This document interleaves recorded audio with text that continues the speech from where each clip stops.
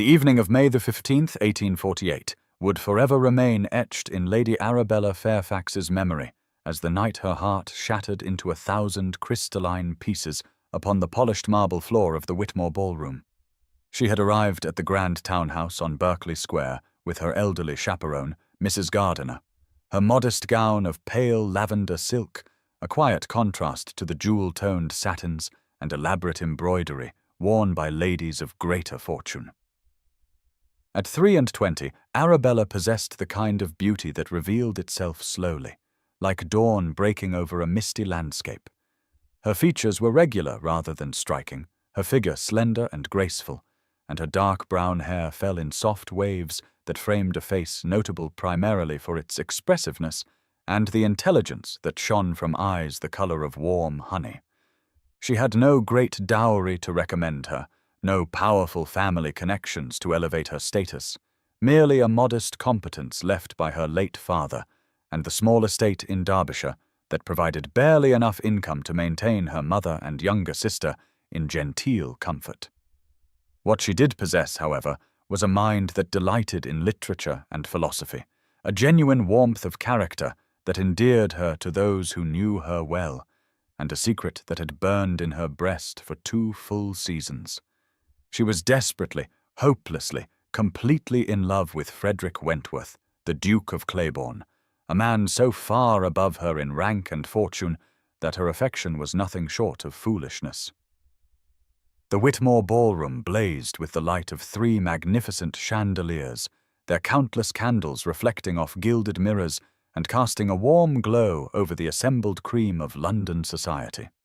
Ladies in their finest gowns clustered in groups, their fans fluttering like butterfly wings as they exchanged gossip, while gentlemen in severe black evening coats stood in conversation near the tall windows that overlooked the square.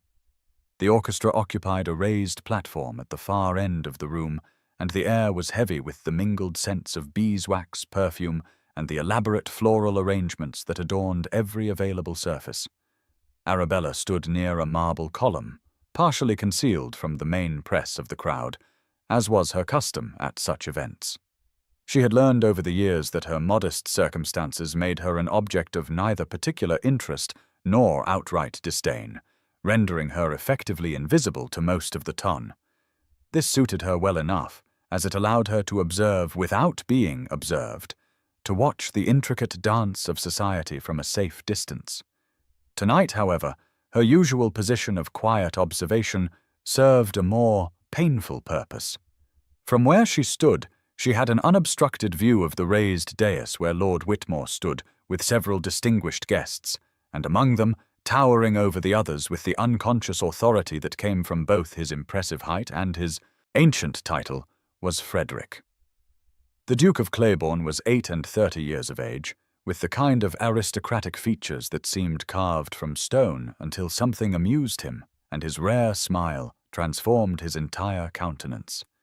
His hair was dark, almost black, with distinguished threads of silver at the temples, and his eyes were a striking pale grey that could appear cold as winter frost or warm as morning mist depending on his mood. He possessed broad shoulders that filled his perfectly tailored coat admirably, and moved with the unconscious grace of a man completely comfortable in his own skin and certain of his place in the world. For 2 seasons, Arabella had nurtured her hopeless attachment, treasuring every small interaction between them. There had been a dance at the Moorland Musicale 16 months ago, during which he had actually laughed at her observation about the soprano's dramatic interpretation of a rather simple piece. There had been a chance meeting at Hatchard's bookshop, where they had spent 20 glorious minutes discussing the merits of the new novel by Mr. Dickens. There had been a garden party at the Tilney estate, where he had sought her out specifically to continue a conversation about Italian art that they had begun at a previous gathering. She knew these encounters meant nothing to him, merely pleasant interludes with an agreeable acquaintance, but to her they were precious jewels to be examined and treasured in the privacy of her chamber. She had never allowed herself to believe that anything could come of her feelings, had never been so foolish as to imagine that a duke would look twice at a lady of her limited circumstances. but she had also never quite managed to extinguish the small, stubborn flame of hope that burned somewhere deep in her chest. The orchestra fell silent midway through a country dance, and a ripple of curiosity passed through the assembled guests as Lord Whitmore raised his hand for attention. Arabella felt her heart begin to beat faster, though she could not have said why. Perhaps it was merely the presence of Frederick on the dais, his tall figure impossible to ignore, even in a room crowded with London's elite. Lord Whitmore's voice carried easily across the now silent ballroom as he announced that his dear friend, the Duke of Claiborne, had requested the honor of sharing some happy news with those gathered. Arabella watched as Frederick stepped forward, his expression unreadable, his posture perfect. He surveyed the crowd with those pale grey eyes, and for just one moment, one heartbeat, his gaze seemed to find hers across the distance, seemed to hold there for a fraction of a second before moving on. Then he spoke, his deep voice clear and firm, and the words fell upon Arabella like blows from a hammer. He was pleased to announce his engagement to Lady Henrietta Dashwood, daughter of the Earl of Pemberton, a union that would join two ancient and distinguished families. The ballroom erupted in a chorus of congratulations and excited whispers, but Arabella heard none of it.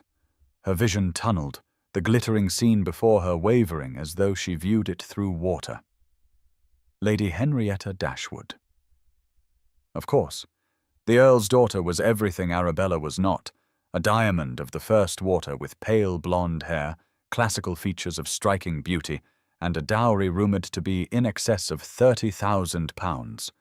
She was cold in manner, with a reputation for cutting wit and social ambition, but she was eminently suitable for a duke.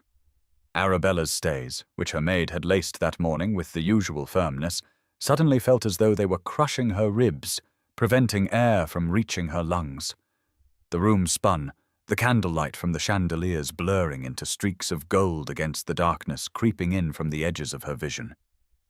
She tried to draw breath, tried to maintain her composure, tried to do anything other than what she was about to do.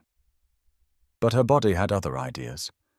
The last thing she registered before darkness claimed her completely was the cool smoothness of marble against her cheek as the floor rushed up to meet her, and the eruption of shocked gasps and exclamations that her collapse provoked.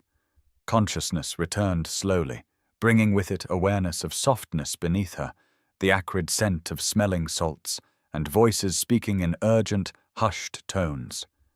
Arabella's eyelids felt impossibly heavy, but she forced them open to find herself lying upon a velvet settee in what appeared to be a private parlour off the main ballroom. The room was smaller, more intimate, decorated in shades of cream and gold with a fire crackling gently in the hearth. Mrs. Gardiner's anxious face swam into view, her elderly features creased with concern, but it was not her chaperone's voice that Arabella heard first. It was his. Frederick's deep tones, rough with something that might have been worry, instructing someone to fetch water and to give her air. Arabella turned her head, confused and disoriented, to find the Duke of Claiborne himself kneeling beside the settee. His coat discarded, his cravat slightly loosened, his pale eyes fixed on her face with an intensity that made her breath catch. His fingers, long and elegant, rested against her wrist, checking her pulse with a familiarity that should have been scandalous. The impropriety of the situation began to penetrate her foggy awareness. He had carried her here. She knew this with sudden certainty, could almost feel the phantom sensation of being lifted against a broad chest, cradled in strong arms. The Duke of Claiborne, who had just announced his engagement to another woman, had carried her unconscious form from the ballroom in full view of London society. The scandal would be tremendous. Mrs. Gardiner was speaking now, her voice fluttering with distress about the heat of the ballroom and Arabella's delicate constitution, but Frederick seemed not to hear her. He leaned closer, so close that Arabella could see the fine lines at the corners of his eyes, could detect the faint scent of sandalwood, and something uniquely him. His lips moved, forming words so quiet that only she could hear them, words that made no sense yet sent a shiver down her spine despite her confusion. "Trust me, Arabella. This engagement is a cage I am building, but not for myself. For the wolf hunting you." Before she could respond, before she could even process the meaning of his cryptic message, the parlor door swept open, and Lady Henrietta Dashwood entered in a rustle of ice-blue silk. She was even more beautiful up close than from a distance, with features of such classical perfection they might have been sculpted by a Greek master. Her pale blue eyes took in the scene before her, the Duke kneeling at another woman's side, and something flickered across her face too quickly to identify before her expression settled into one of cool concern. Behind her came Mrs. Gardiner's niece, who had apparently been sent to fetch the chaperone, and several other ladies drawn by curiosity. Frederick rose immediately, his movements fluid despite his size, and stepped back from the settee with the proper distance society demanded. His expression had shifted, transformed from the intensity of moments before into the cool, aristocratic mask Arabella recognized from public gatherings. He bowed formally to Lady Henrietta, who extended her hand to him with the proprietary air of a woman claiming what was hers. "My dear Duke," Lady Henrietta said, her voice like crystal, beautiful but cold. "How fortunate that you were near when poor Lady Fairfax took ill. Such a kind heart you have, to concern yourself with her welfare." The words were perfectly appropriate, but something in their delivery, some subtle emphasis, felt like a verbal blade disguised in silk. Arabella struggled to sit up, mortification flooding through her as the full weight of what had occurred crashed over her consciousness. She had fainted at the announcement of Frederick's engagement, like some weak-spirited maiden from a Gothic novel. She had caused a scene at one of the season's most important balls. She had been carried, unconscious and helpless, by the very man whose engagement had caused her collapse, and now she lay here, while his intended bride looked on with those cold, assessing eyes. Mrs. Gardiner fussed over her, pressing a glass of water into her hands and suggesting they depart immediately for home, but Arabella could not seem to make her limbs cooperate. Her mind kept circling back to Frederick's whispered words, trying to extract meaning from them. A cage for the wolf hunting you. What wolf? Who was hunting her? And why would Frederick's engagement to Lady Henrietta provide protection? None of it made sense, and yet the urgency in his voice had been unmistakable, as had been something else she dared not name. Frederick was speaking now, his voice returned to its usual measured tones, as he assured Mrs. Gardiner that such episodes were not uncommon in overheated ballrooms, that Lady Fairfax should not distress herself, that he was certain she would recover quickly with proper rest. He did not look at Arabella again, did not acknowledge by word or glance the intimate moment they had shared, the cryptic warning he had delivered. Instead, he offered his arm to Lady Henrietta and suggested they return to the ballroom where their guests awaited. Lady Henrietta accepted with a smile that did not reach her eyes, but before they departed, she paused beside the settee where Arabella sat and bent down as though to offer some private word of comfort.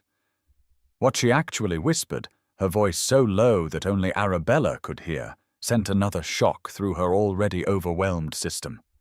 "He does care for you, you know, more than is wise.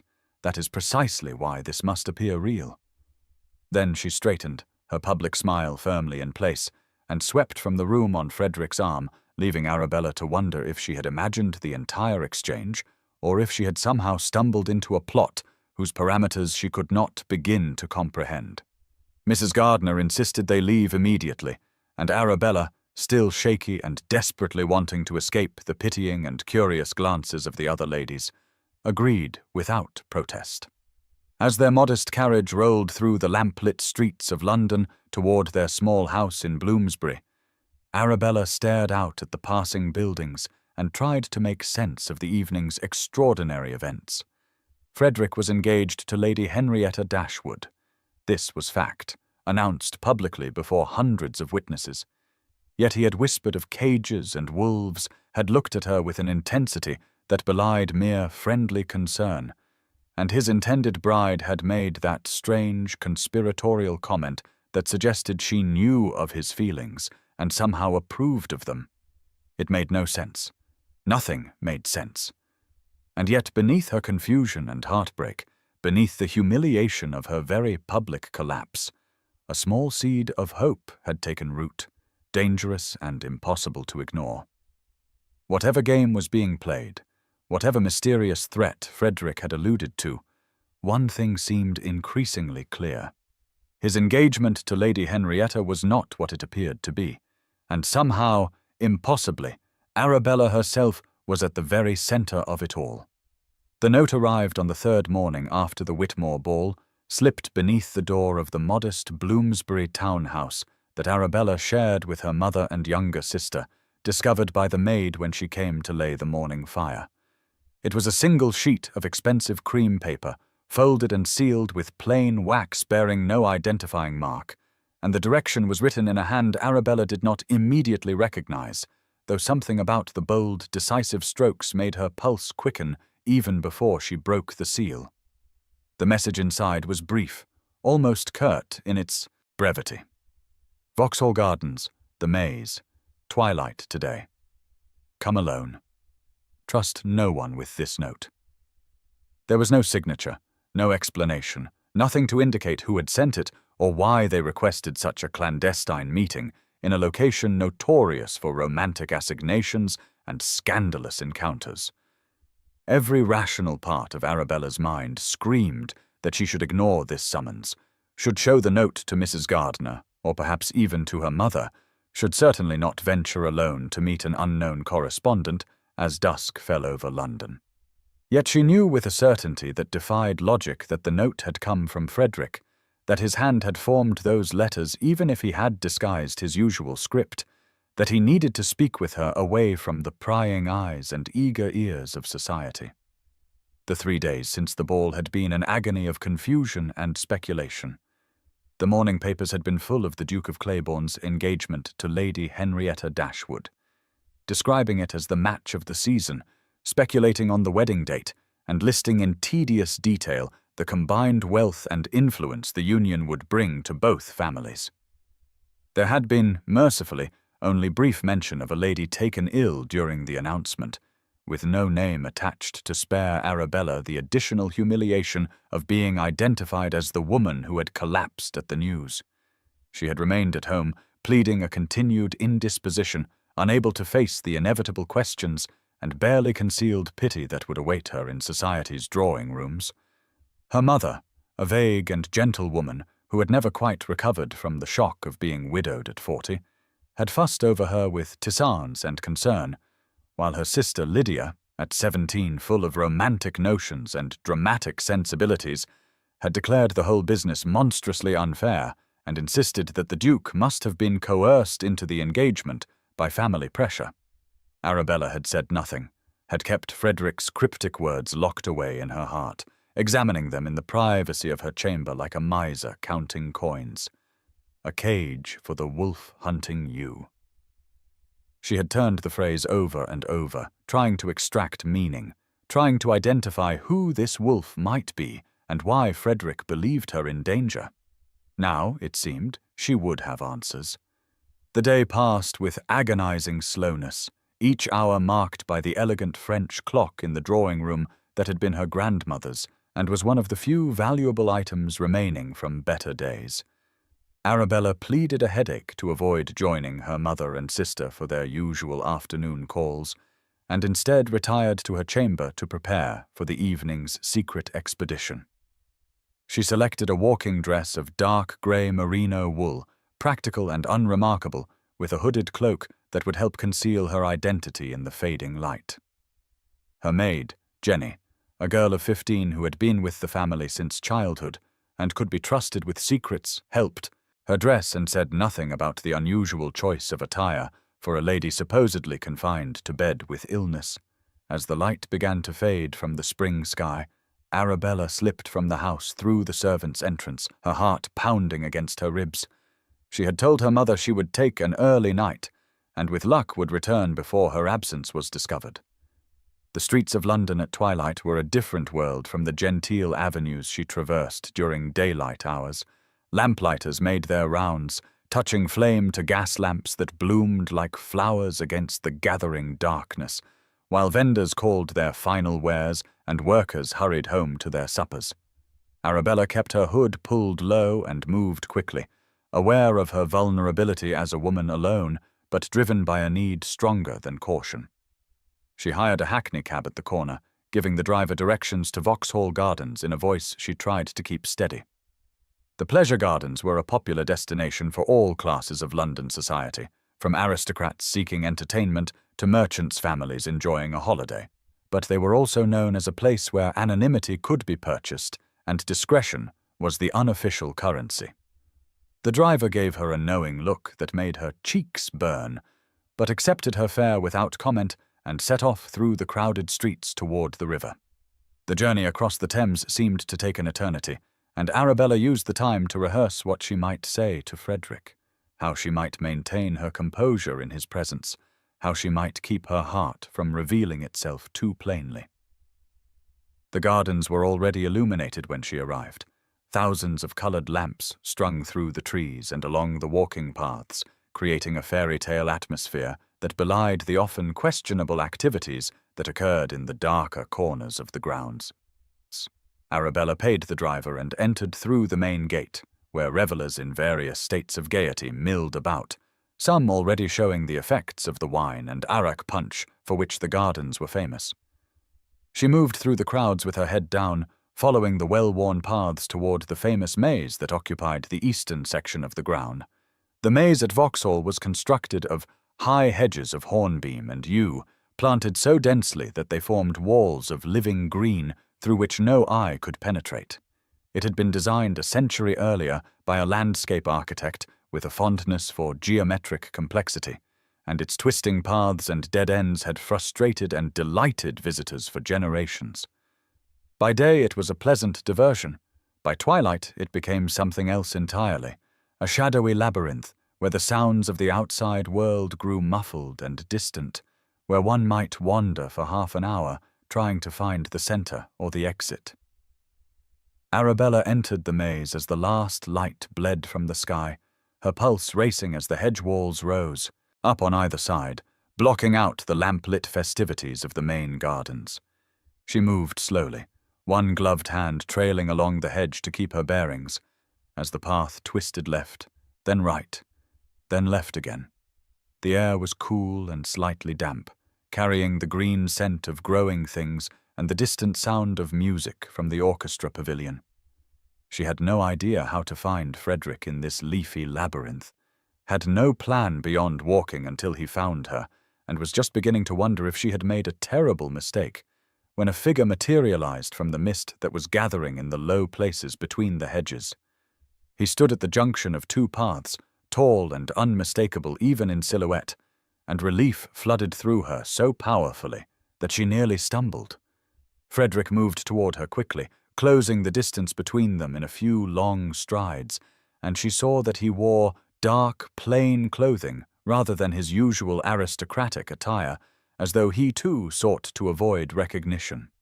His face, as the fading light caught it, was grave, almost harsh, with lines of strain around his mouth that she had not noticed 3 nights ago. He glanced past her down the path she had taken, checking that she had not been followed, before his pale eyes settled on her face with an intensity that made her breath catch. "You came," he said, and there was relief in his voice mixed with something darker. "I was not certain you would after my cryptic message." "I almost did not," Arabella admitted, trying to keep her voice steady despite the hammering of her heart. It was foolish to come alone to such a place, on the word of an unsigned note. It was, Frederick agreed, a muscle working in his jaw. "But I could think of no other way to speak with you privately. What I must tell you cannot be overheard, and every drawing-room in London has ears." He gestured down one of the paths. "Walk with me. I know the way to the centre. No one will disturb us there." Arabella fell into step beside him, acutely aware of his presence, of the breadth of his shoulders beneath the dark coat, of the way he shortened his naturally long stride to match hers. They walked in silence for several minutes, navigating the twists and turns of the maze until they emerged into the circular clearing at its heart.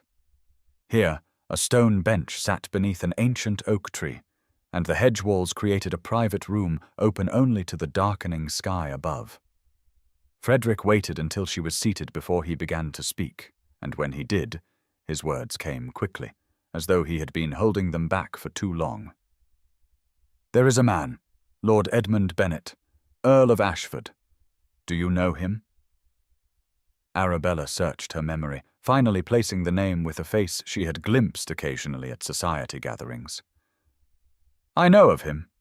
A gentleman of perhaps 35, fair-haired, with political connections." She paused, recalling darker rumors. There have been whispers about him. Debts. Scandal. Nothing proven, but much suspected. Frederick's expression darkened further. "The whispers do not tell half of it. Bennet is ruined, financially and morally. He has gambled away his fortune, alienated his family, and is now desperate to recover his position by any means necessary. His estates are mortgaged to the hilt, his creditors grow impatient, and he faces complete disgrace unless he can secure a substantial infusion of capital." Arabella frowned, not understanding what this had to do with her. Surely there are heiresses aplenty for such a man to pursue. "Why tell me of his troubles?" "Because," Frederick said, his voice dropping to a tone of suppressed anger, "you are the solution he has fixed upon. Not for your dowry, which he knows is modest, but for your land." She stared at him in confusion. "My land? I have no land beyond my father's small estate, which provides barely enough income to maintain my mother and sister. The estate itself is entailed and will pass to my cousin upon my mother's death. I am hardly an heiress worth pursuing. It is not the Derbyshire property that interests him." Frederick explained, moving closer to the bench, though he remained standing. "It is your mother's inheritance, the Moorland property." Arabella's breath caught. Her mother's maiden name had been Moorland, and there was indeed a small parcel of land in Kent that had come to her through her maternal grandfather, land that was not entailed and had passed to Arabella as the eldest daughter upon her father's death. It was a modest holding, barely 200 acres of farmland and woods, managed by a local steward and providing a tiny income that helped supplement the family's limited funds. "I do not understand," she said slowly. "The moorland land is worth perhaps £2,000 if sold. Surely that is insufficient to solve Lord Bennet's problems." "It is not the current value that interests him," Frederick said grimly. "It is the location. Your land sits directly adjacent to the proposed route of the new railway line that will connect London to Dover. The railway company has been quietly purchasing rights of way, and your property is one of the key parcels they need. Bennet discovered this through his political connections, and has also learned that the company is prepared to pay 10 times the land's current value to secure it. With that money, he could pay his most pressing debts and restore his credit enough to continue his lifestyle of dissolution." Arabella rose from the bench, her mind racing. "But the land is mine. He cannot simply take it. I would never agree to sell to such a man, even if he offered a fair price." Frederick's expression was grim. "He does not plan to ask your permission, Arabella. He plans to force you into marriage. Once you are his wife, control of your property passes to him automatically. He can sell the land without your consent and use the proceeds as he wishes, leaving you trapped in a marriage to a man of vicious temperament and ruined character." The words hit her, like physical blows. But how could he force such a marriage? I would refuse. My family would protect me. The law requires my consent. Bennet is not a man constrained by law or decency, Frederick said, his voice tight with controlled fury. I have learned through my own sources that he has already laid the groundwork. He has been making inquiries about your habits, your movements, the company you keep. He plans to engineer a compromising situation, To trap you in a scandal that would make marriage to him seem the only way to preserve your reputation. Once your name is ruined, your family would have little choice but to accept his offer, particularly if he presented himself as the gentleman willing to save you from disgrace. Arabella sank back onto the bench, her legs suddenly unable to support her. This could not be happening. Such things occurred in sensation novels, not to ordinary ladies living quiet lives in Bloomsbury. Yet even as she tried to reject Frederick's words, she could not deny the ring of truth in them. She had noticed, now that she thought back, a gentleman matching Bennet's description at several gatherings she had attended, always seeming to be nearby, always watching. She had dismissed it as coincidence, but now it took on a more sinister meaning. "How do you know all this?" she asked, looking up at Frederick's face. "How did you discover his plans?" "I have friends in positions of influence," Frederick replied. "When I noticed Bennet's attention fixed on you at the Pemberton Musicale last month, I made inquiries. What I learned alarmed me enough to take action." His mouth twisted bitterly. "Though my action has caused you pain, for which I am deeply sorry." "The engagement to Lady Henrietta?" Arabella breathed, understanding dawning. "It is part of your plan to protect me." "Yes," Frederick said simply. "Bennet believes I have shown you particular attention over the past 2 seasons. If he suspects that you have any claim on my affections, he might hesitate, fearing that a duke could be a dangerous enemy. But if I am safely engaged to another woman, if I appear to have dismissed you entirely, then he will believe the path is clear. He will not suspect that I am actually watching his every move, positioning myself to intervene if he makes any attempt to enact his scheme." Arabella pressed a hand to her chest, where her heart felt as though it might break through her ribs. "You have sacrificed your own happiness to protect me. You have bound yourself to a woman you do not love, all to keep me safe from a threat I did not even know existed." Frederick's jaw tightened, and he took a step closer, his hand rising as though to touch her face before he caught himself and let it fall back to his side. "My happiness was never in question, Arabella. It was decided 2 years ago, from the moment you laughed at my terrible poetry at the Moorland Musicale, from the moment you told me that sincerity mattered more than technical perfection in art. I have been yours from that night, whether you knew it or not, whether anything could come of it or not." The admission hung in the air between them, shimmering with possibility and pain. Arabella rose again, moving toward him without conscious thought, her whole being drawn to this man who had just revealed the depth of his regard in the most devastating way possible. "But what of you, Frederick?" she whispered, using his given name without thinking, without caring about propriety or proper address.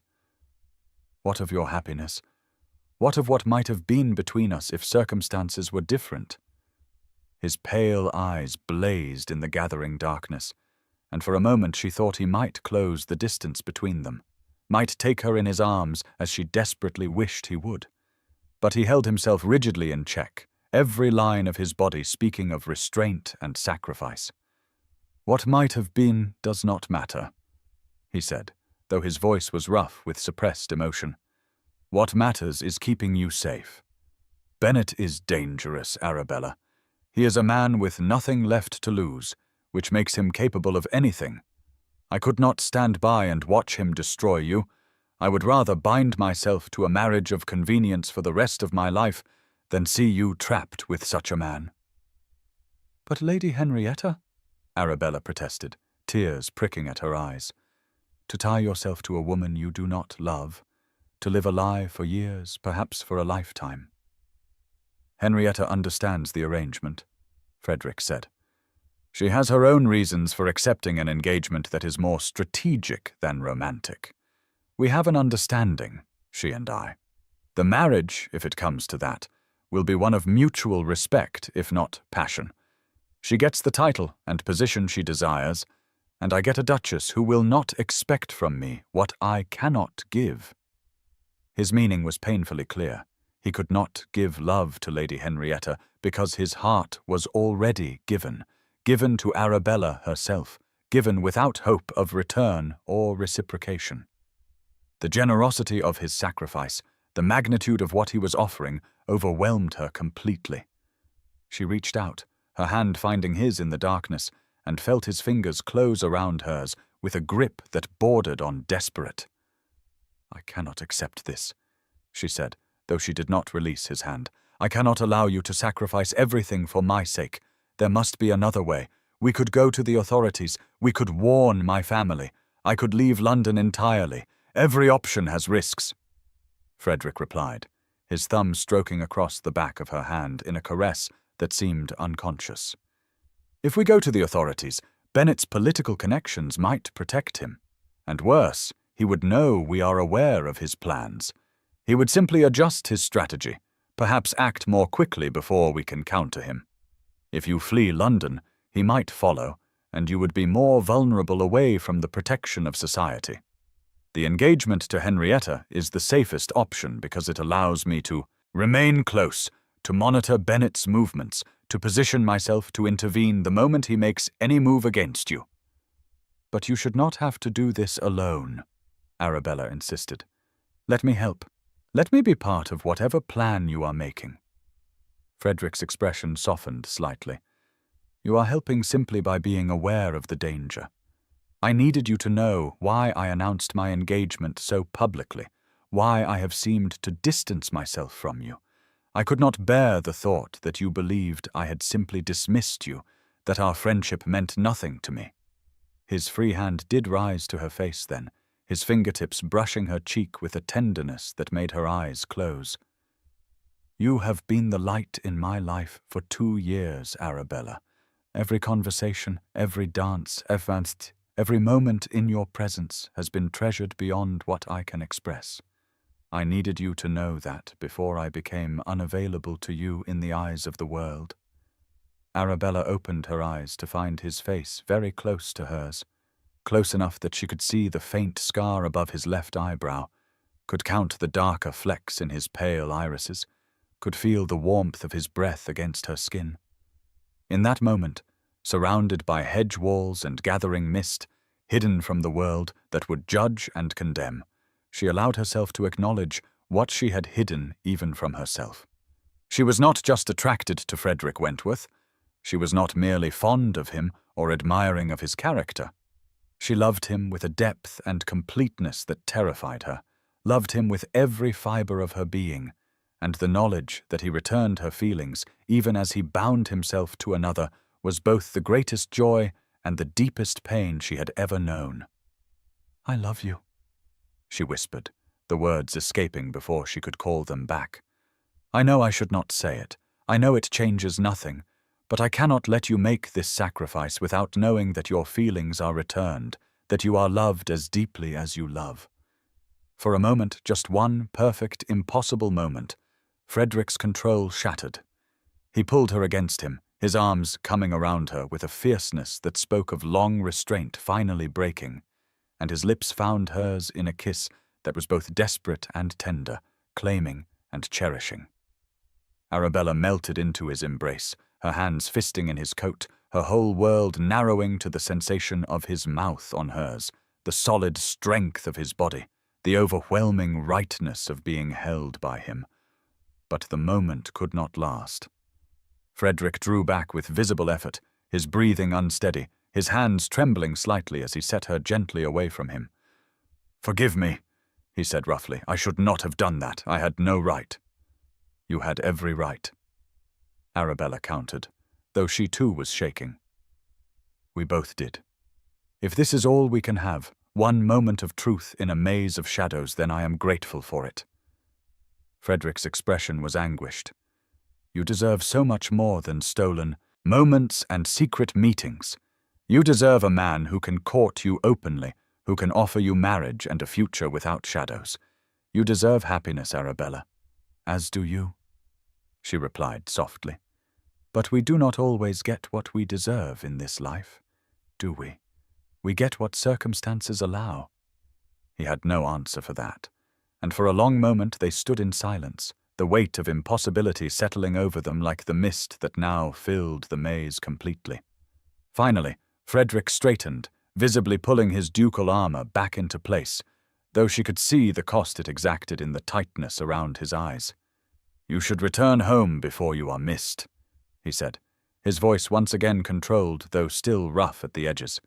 "I will wait here for a quarter hour before I leave to ensure we are not seen together." Arabella nodded, knowing he was right, but hating the necessity of parting. She moved toward the path that would lead her back to the maze entrance, back to the world of propriety and pretense, but paused after a few steps to look back at him. "Frederick," she said, and he turned to her immediately, hope and pain warring in his expression. "Whatever happens, whatever comes of this tangle we find ourselves in, know that I trust you.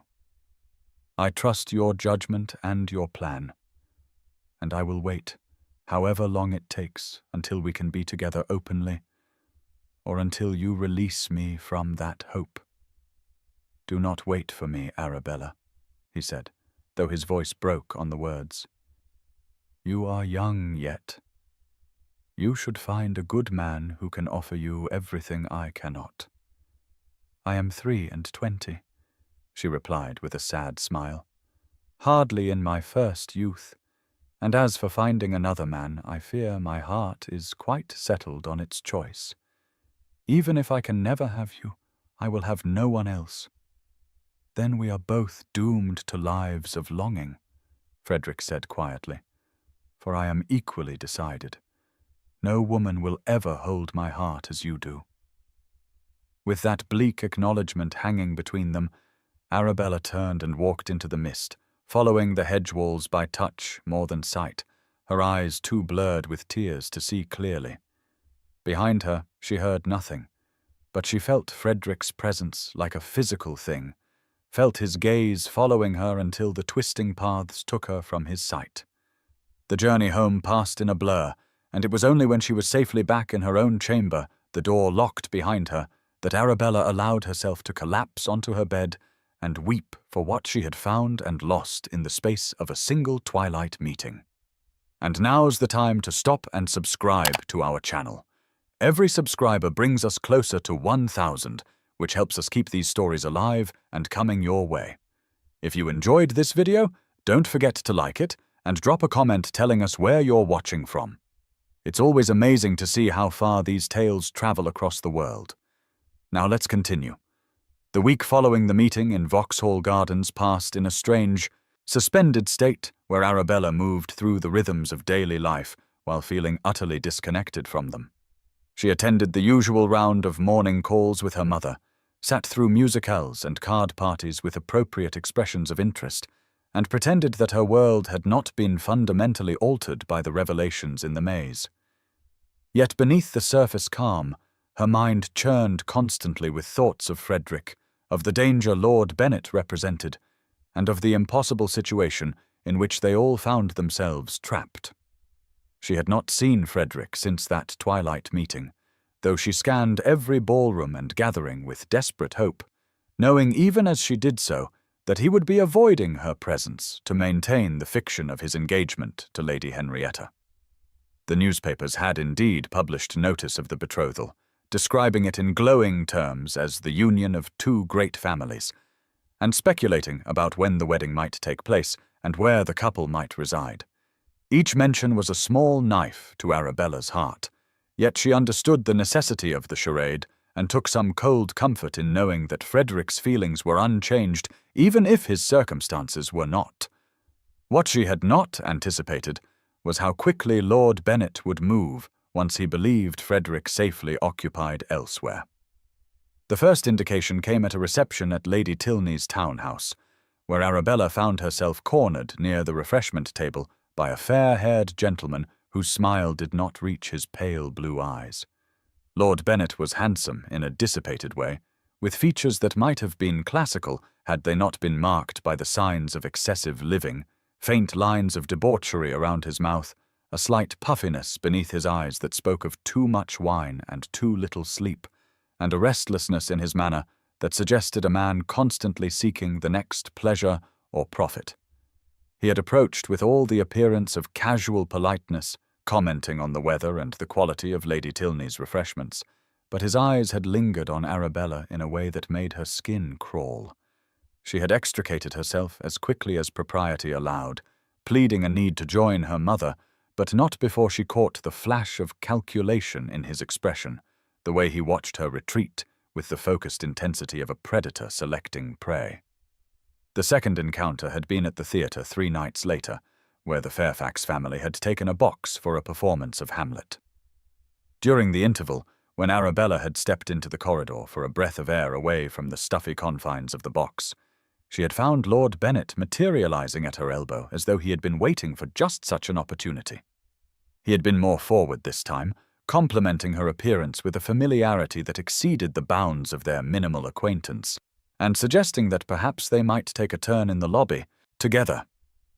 Arabella had refused as politely as she could manage, citing her mother's expectation of her return, but Bennet's hand had briefly touched her arm as she moved past him, a touch that felt more like a claim than a courtesy. Now, a week after the Vauxhall meeting and 10 days since Frederick's devastating announcement at the Whitmore ball, Arabella found herself at a garden party hosted by the Gardeners at their estate in Richmond. It was a beautiful June afternoon, the kind that made London society forget the grime and noise of the city and remember why England's gardens were celebrated throughout the world. The Gardiner estate was modest by aristocratic standards, but beautifully maintained, with terraced gardens that descended toward the Thames, rose arbors heavy with blooms in every shade from palest pink to deepest crimson, and serpentine paths that wound through beds of lavender and jasmine. The party was a substantial affair, with perhaps 80 guests scattered across the lawns and gardens, taking tea at small tables set up beneath striped awnings, admiring the plantings, or strolling the paths in groups of 2 or 3. Arabella had come with her mother and sister, grateful for the opportunity to be out of doors after several days of rain had confined them to the house. She had worn a dress of sprigged muslin in pale yellow, one of her few truly pretty gowns, and had allowed Lydia to persuade her to wear her hair in a softer style than usual, with curls framing her face rather than pulled severely back. For a few hours, she had almost succeeded in relaxing her guard, in simply enjoying the sunshine and the perfume of roses and the pleasure of watching her sister flirt harmlessly with a young lieutenant of her acquaintance. It was therefore a shock when she rounded a bend in one of the garden paths, having separated from her family to admire a particularly fine specimen of climbing roses, and found Lord Bennet blocking her way.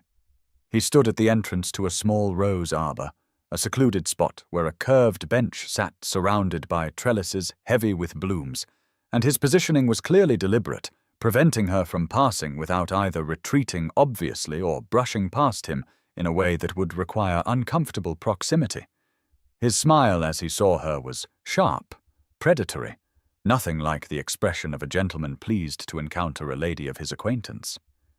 "Lady Arabella," he said, executing a bow that somehow managed to seem mocking rather than respectful. "How fortunate to find you alone. I have been hoping for an opportunity to speak with you privately." "I am not alone," Arabella replied, keeping her voice steady with effort. "My mother and sister are nearby, and I must return to them shortly." She moved as though to step around him, but he shifted smoothly to maintain his blocking position, still smiling that unpleasant smile. "Surely you can spare a few moments for conversation," he said, his tone suggesting that this was not really a request. "We have much to discuss, you and I. I cannot imagine what we might have to discuss, my lord," Arabella said, fighting to keep the tremor from her voice. "We are barely acquainted." His smile widened, and something cold moved in his pale eyes.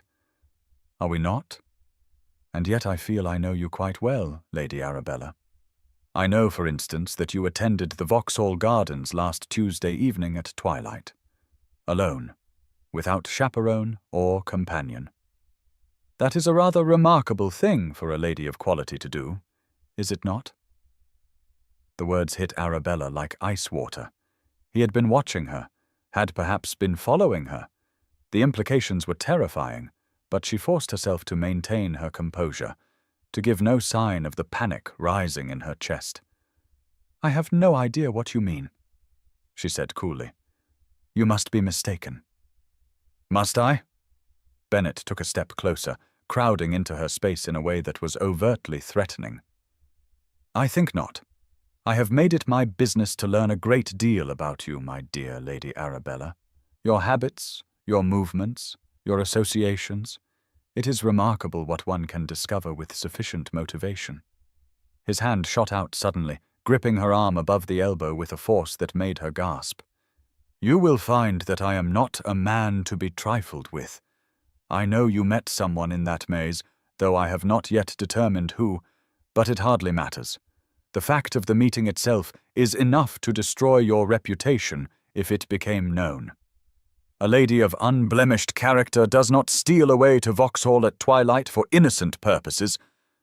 Arabella tried to pull her arm free, but his grip only tightened, his fingers digging into her flesh hard enough to leave bruises. "Release me at once!" she demanded, no longer caring about keeping her voice low. "You are hurting me." "I will release you when you agree to hear my proposal," Bennet said, his voice dropping to a harsh whisper. "You have something I want, my dear. Land that will soon be very valuable indeed, and I have the means to ruin you completely. I suggest we come to an arrangement that benefits us both. Marriage to me will secure your reputation and provide your family with a connection to a title of some consequence. In return, I will gain access to property that is rightfully mine by marriage.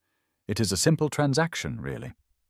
Arabella felt true fear then, looking into eyes that held no warmth, no humanity, only cold calculation and the desperate determination of a man with nothing left to lose. She opened her mouth to scream, "Propriety be damned!" but before she could make a sound, a new voice cut through the tension like a blade through silk. "Lord Bennet, I believe you are wanted in the main garden.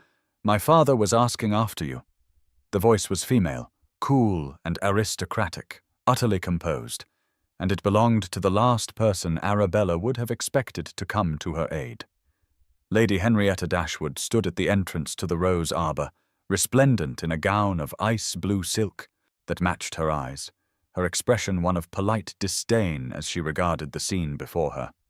Her gaze took in Bennet's grip on Arabella's arm, the proximity of their bodies, and the fear in Arabella's face, and something flickered in those cool blue eyes, something that might have been anger, though her voice remained perfectly modulated.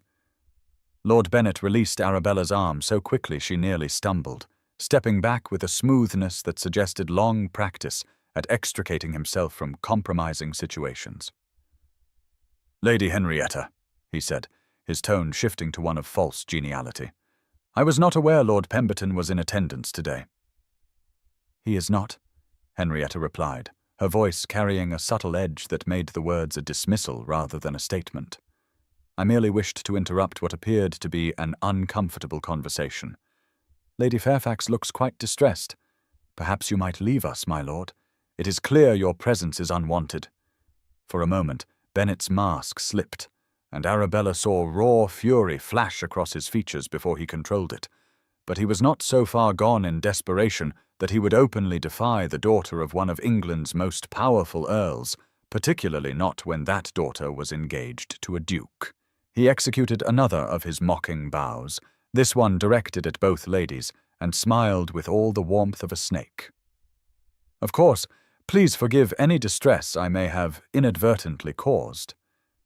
Lady Fairfax and I were merely discussing matters of mutual interest, but the conversation can certainly be continued at another time."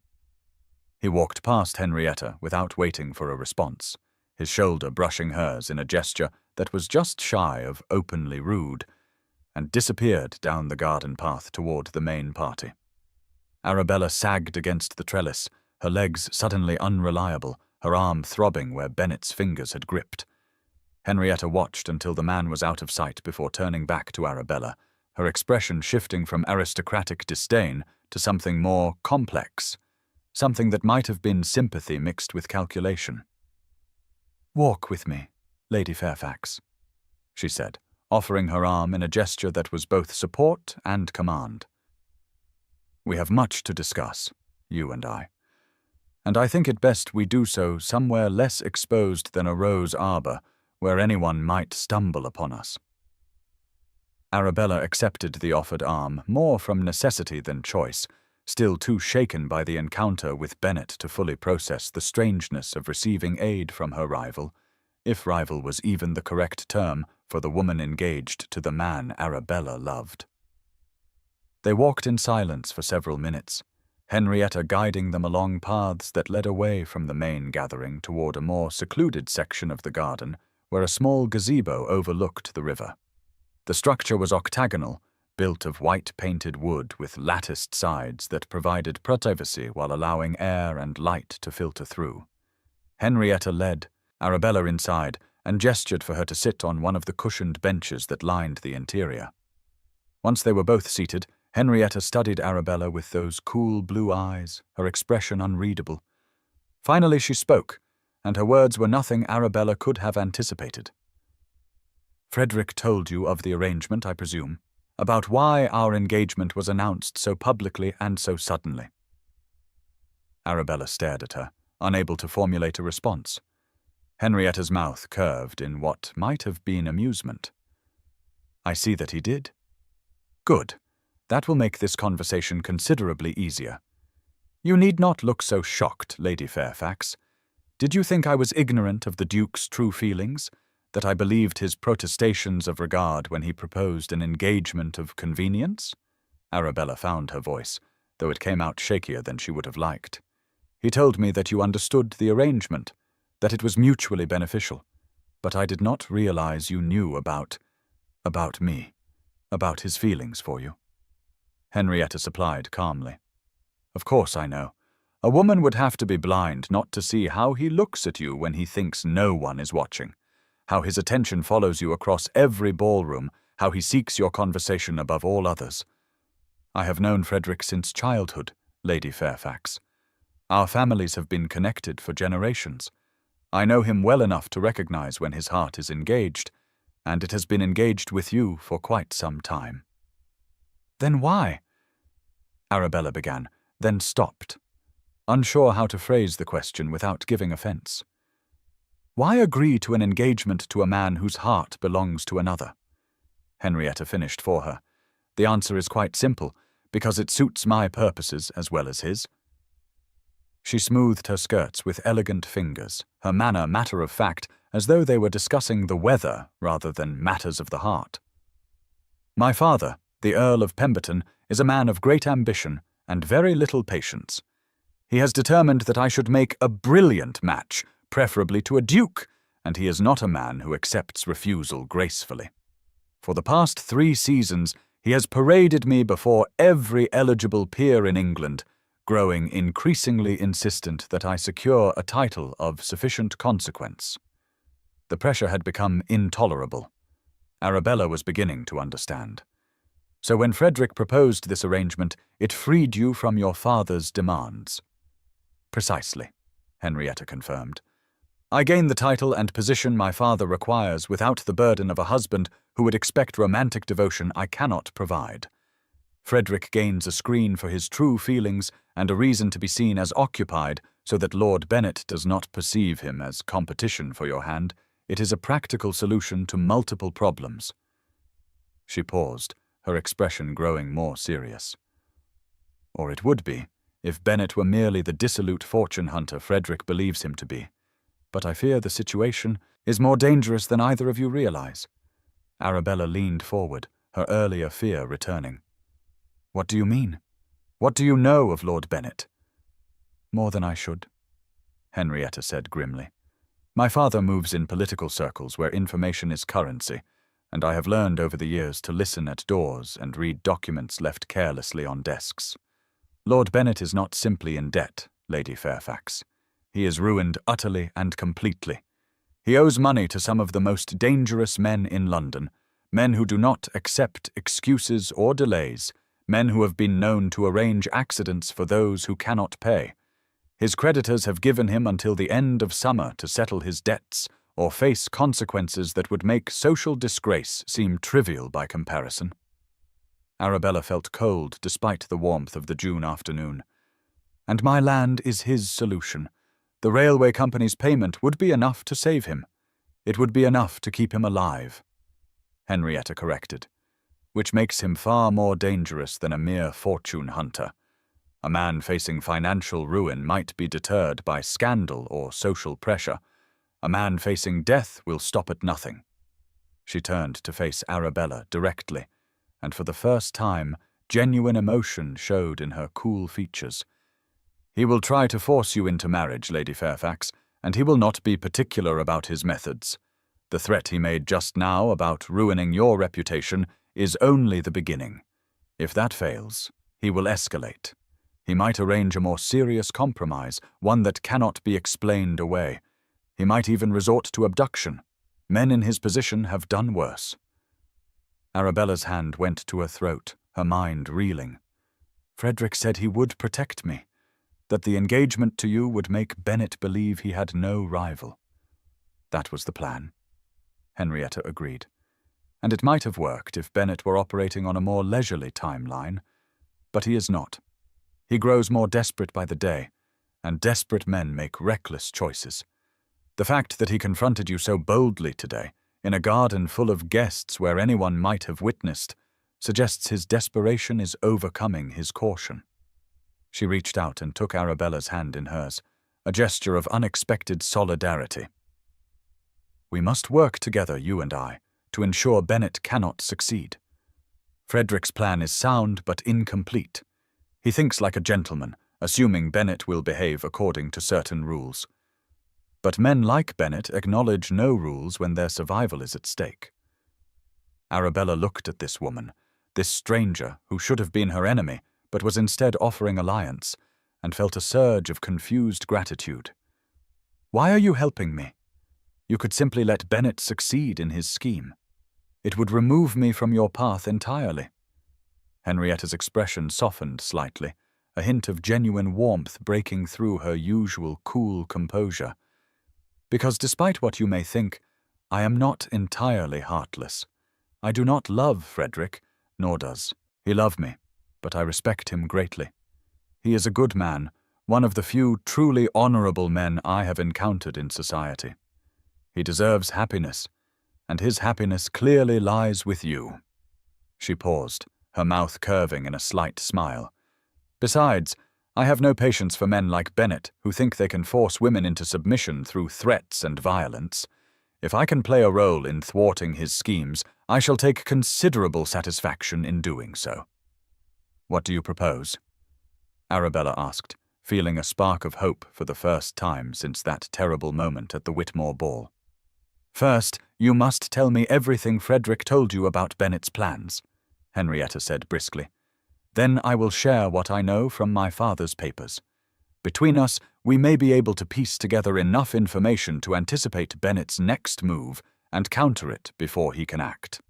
For the next half hour, the two women sat in the gazebo and pooled their knowledge, Arabella recounting everything Frederick had revealed in the Vauxhall maze, Henrietta adding details she had gleaned from overheard conversations and documents she had seen in her father's study.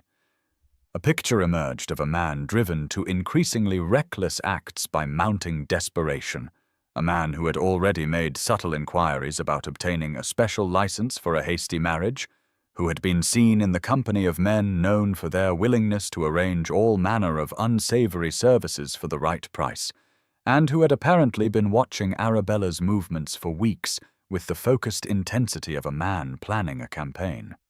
By the time they had finished comparing information, both women were pale with the understanding of just how serious the threat actually was. Bennet was not simply hoping to compromise Arabella's reputation through rumors. He was planning something far more concrete, something that would make marriage to him seem not just advisable, but necessary. We must tell Frederick immediately, Arabella said, rising from the bench. He needs to know that the danger is more imminent than he believed. We will tell him. Henrietta agreed, also standing. But we must be careful how we communicate. If Bennet is watching you as closely as we suspect, Any contact with Frederick could alert him to the fact that we are aware of his plans. She paused, thinking. There is a ball at Devonshire House tomorrow night. Both you and Frederick will be in attendance, as will I. We can arrange a meeting there, somewhere private enough for conversation, but public enough that our gathering will not seem overtly suspicious. Until then, you must take every precaution. Do not go anywhere alone, not even in your own garden. Vary your routine so that Bennet cannot predict your movements. And if he approaches you again, make sure there are witnesses present. Arabella nodded, her mind already racing ahead to all the dangers she had been oblivious to until now. Thank you, Lady Henrietta, for the warning and for the alliance. I know this cannot be easy for you. Henrietta's expression was unreadable. You would be surprised what I find easy, Lady Fairfax. I have spent my entire life navigating the treacherous waters of society and managing the expectations of men who believe they have the right to control my choices. This is merely another challenge to be met and overcome. They walked back toward the main party in silence, but it was a companionable silence now, rather than the awkward tension of rivals. As they emerged onto the main lawn, Henrietta paused and turned to Arabella with a slight smile. One more thing, Lady Fairfax. When this is over, when Bennet has been dealt with and you and Frederick are free to acknowledge your feelings openly, I expect to be invited to the wedding. It shall be small compensation for playing the role of abandoned fiancé, but I shall endeavour to appear appropriately heartbroken for the benefit of society. Despite everything, despite the fear and the danger and the impossible tangle of circumstances, Arabella found herself smiling back. You shall have a place of honour, Lady Henrietta. I give you my word. Good, Henrietta replied. Now, let us return you to your mother before your absence is noted and provides more fodder for gossip. As they rejoined the party, Arabella caught sight of Lord Bennet watching them from across the lawn, his expression calculating and cold. But now, instead of facing the threat alone with only Frederick's distant protection, she had an unexpected ally, one who understood the rules of society and the ways of dangerous men, and who had her own reasons for wanting to see Bennet's schemes fail.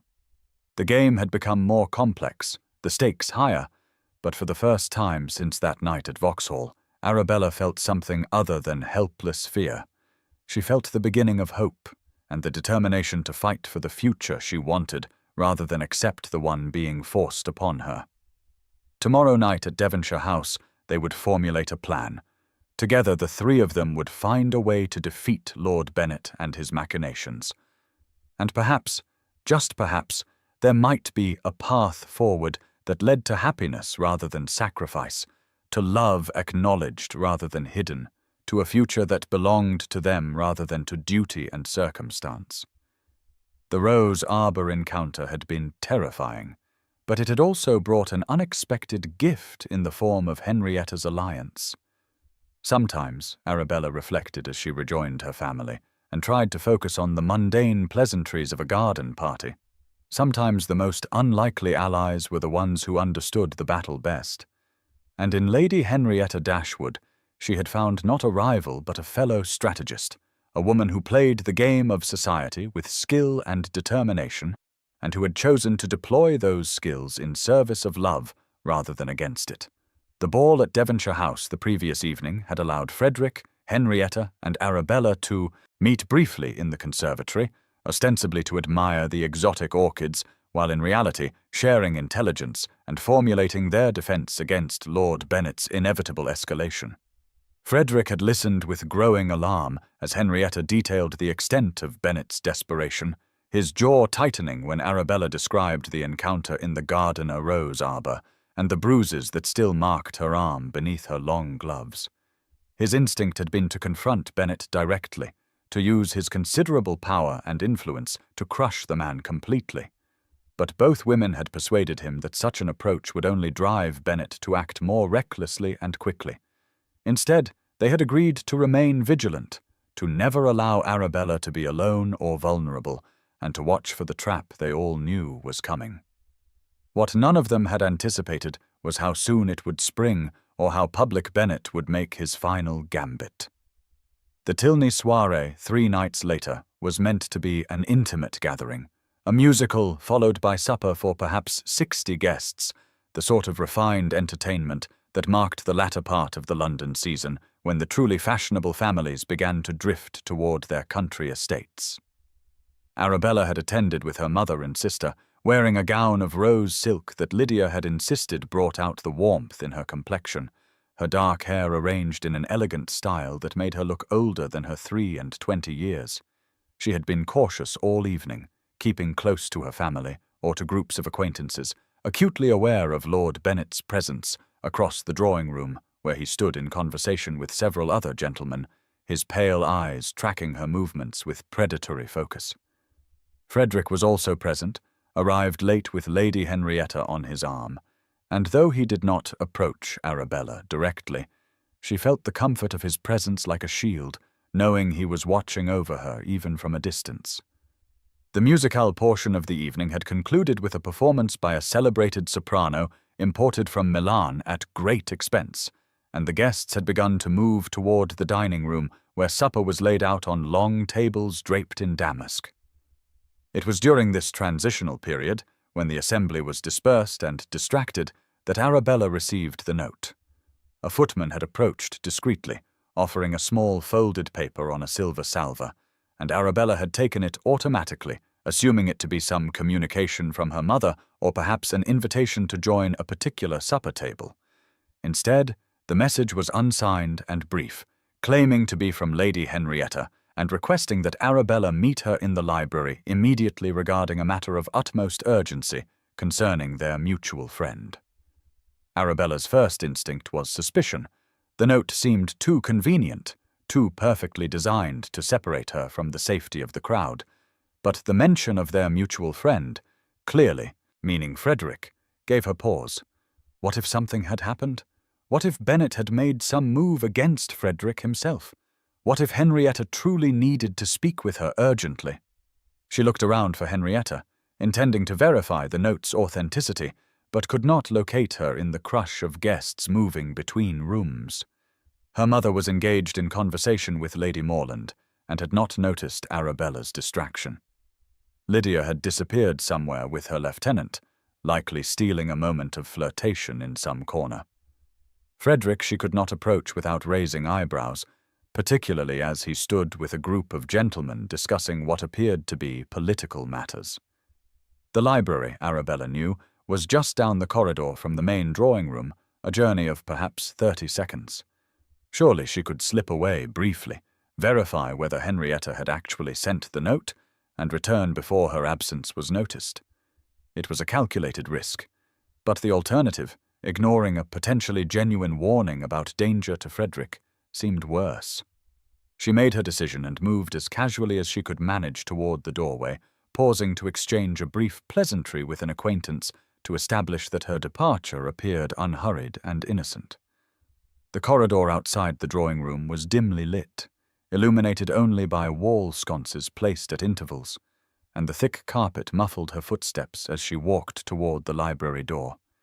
She could hear the murmur of conversation and music fading behind her as she moved deeper into the quieter regions of the house, and a prickle of unease ran down her spine, even as she told herself she was being foolish.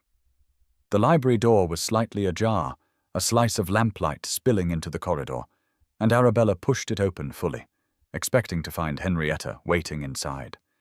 Instead, the room appeared empty, a gentleman's domain of dark wood paneling, leather furniture, and walls lined floor to ceiling with books. A fire burned low in the grate, and several lamps had been lit, creating pools of golden light that left the corners in shadow. Arabella stepped inside, confused, looking around for any sign of Henrietta or any explanation for the summons. It was then that she heard voices in the corridor behind her, multiple voices approaching rapidly, and understanding hit her like a physical blow. She had been lured here. This was the trap. She spun toward the door, intending to leave immediately, but it was too late. Lord Bennet appeared in the doorway, blocking her exit, and behind him were at least 4 other gentlemen, their expressions a mixture of shock, curiosity, and in some cases barely concealed glee at having stumbled upon a scandal. "Lady Fairfax," Bennet said loudly, his voice carrying back toward the main rooms where other guests would surely hear. "How unexpected to find you here alone. I had understood you to be a lady of impeccable virtue, yet here you are, secreted away in a private room during a social gathering." The implications were clear and devastating. A lady discovered alone in a private room could claim innocent confusion.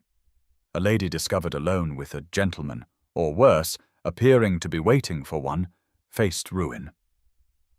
Arabella's mind raced frantically, searching for an explanation that would not sound like a desperate lie. "I received a note," she began, then stopped, realizing how pathetic it sounded. "A note asking me to meet someone here regarding an urgent matter." Bennet's smile was triumphant. "A note? How very convenient. And who, pray tell, were you meant to be meeting in this clandestine fashion?" Before Arabella could formulate an answer, before the full weight of the disaster could settle upon her, the door to an adjoining room opened, one Arabella had not even noticed in her panic, and two figures emerged into the library. Frederick and Henrietta stepped through the connecting doorway with perfect composure, as though it were entirely natural for them to be sequestered together in a private room adjoining the library. They were not touching, not arranged in any way that suggested impropriety, but their presence together in such intimate circumstances would itself have been scandalous had they not been engaged. Frederick held a book in his hands, and Henrietta carried what appeared to be a miniature painting, both items clearly selected from the room they had just exited, which Arabella now realized must be some sort of study or sitting room. "Bennet," Frederick said coolly, his pale eyes taking in the scene with a glance that missed nothing, the Earl's son blocking Arabella's exit. The group of men crowded behind him, the calculation and fury barely concealed on Bennet's face. "How unexpected to find you here. I was not aware you were invited to this gathering." "Lord Tilney is an old friend," Bennet replied, his smooth tone not quite concealing his frustration at finding his trap sprung differently than planned.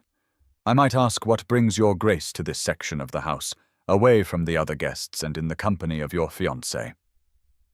"Hardly scandalous for an engaged couple to seek a few moments of privacy," Frederick replied with aristocratic disdain.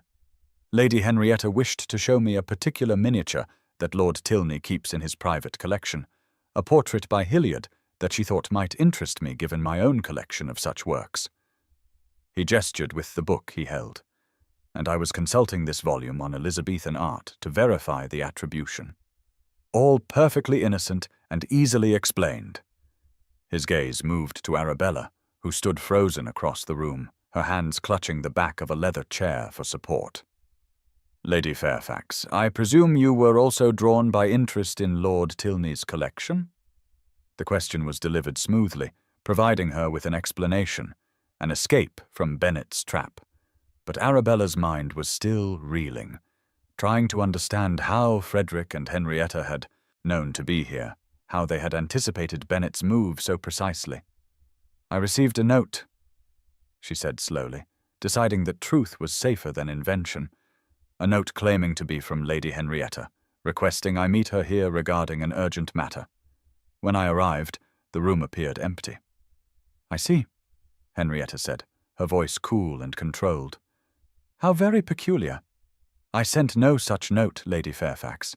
It would appear someone has been playing games with both our reputations." She turned to Bennet with an expression of arctic disdain.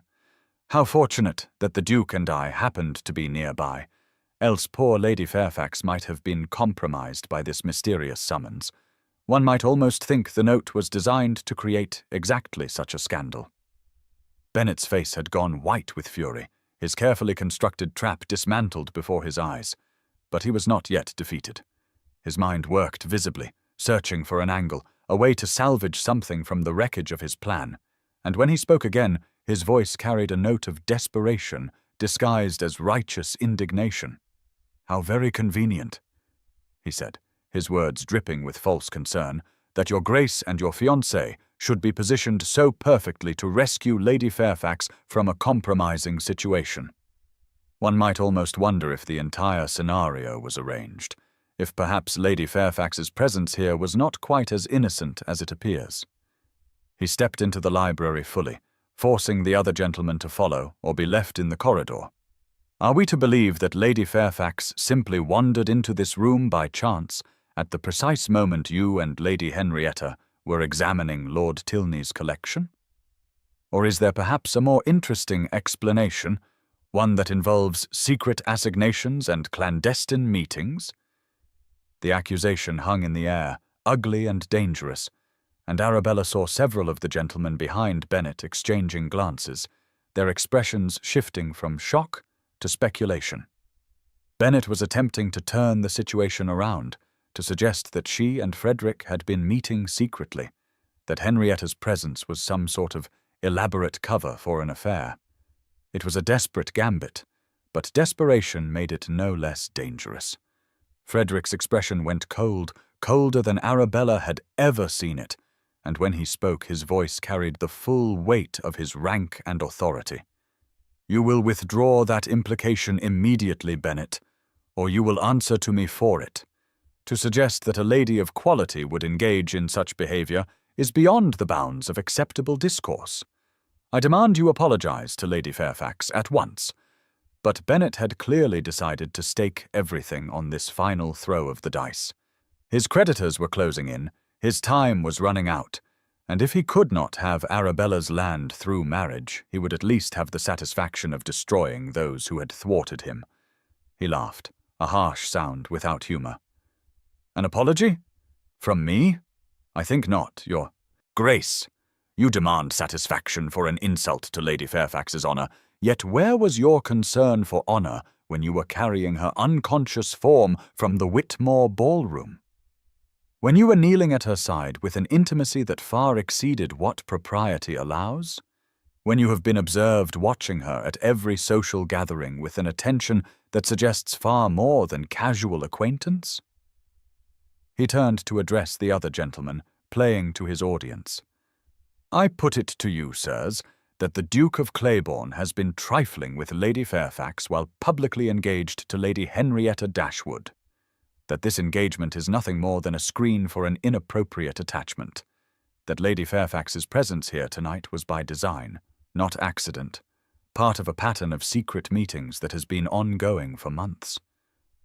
The drawing-room had fallen silent, and Arabella realized with horror that more people were gathering in the corridor, drawn by the raised voices and the promise of scandal.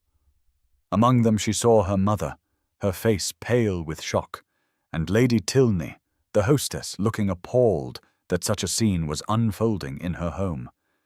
Bennet pressed his advantage, his voice rising.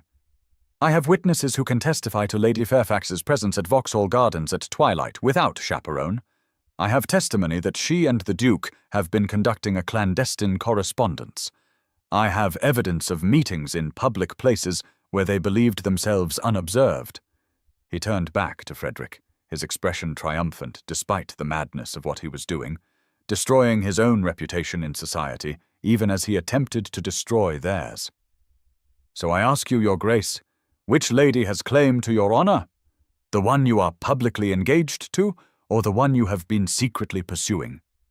Will you defend Lady Fairfax and admit your engagement to Lady Henrietta is a sham, or will you maintain the fiction and allow Lady Fairfax's reputation to be destroyed?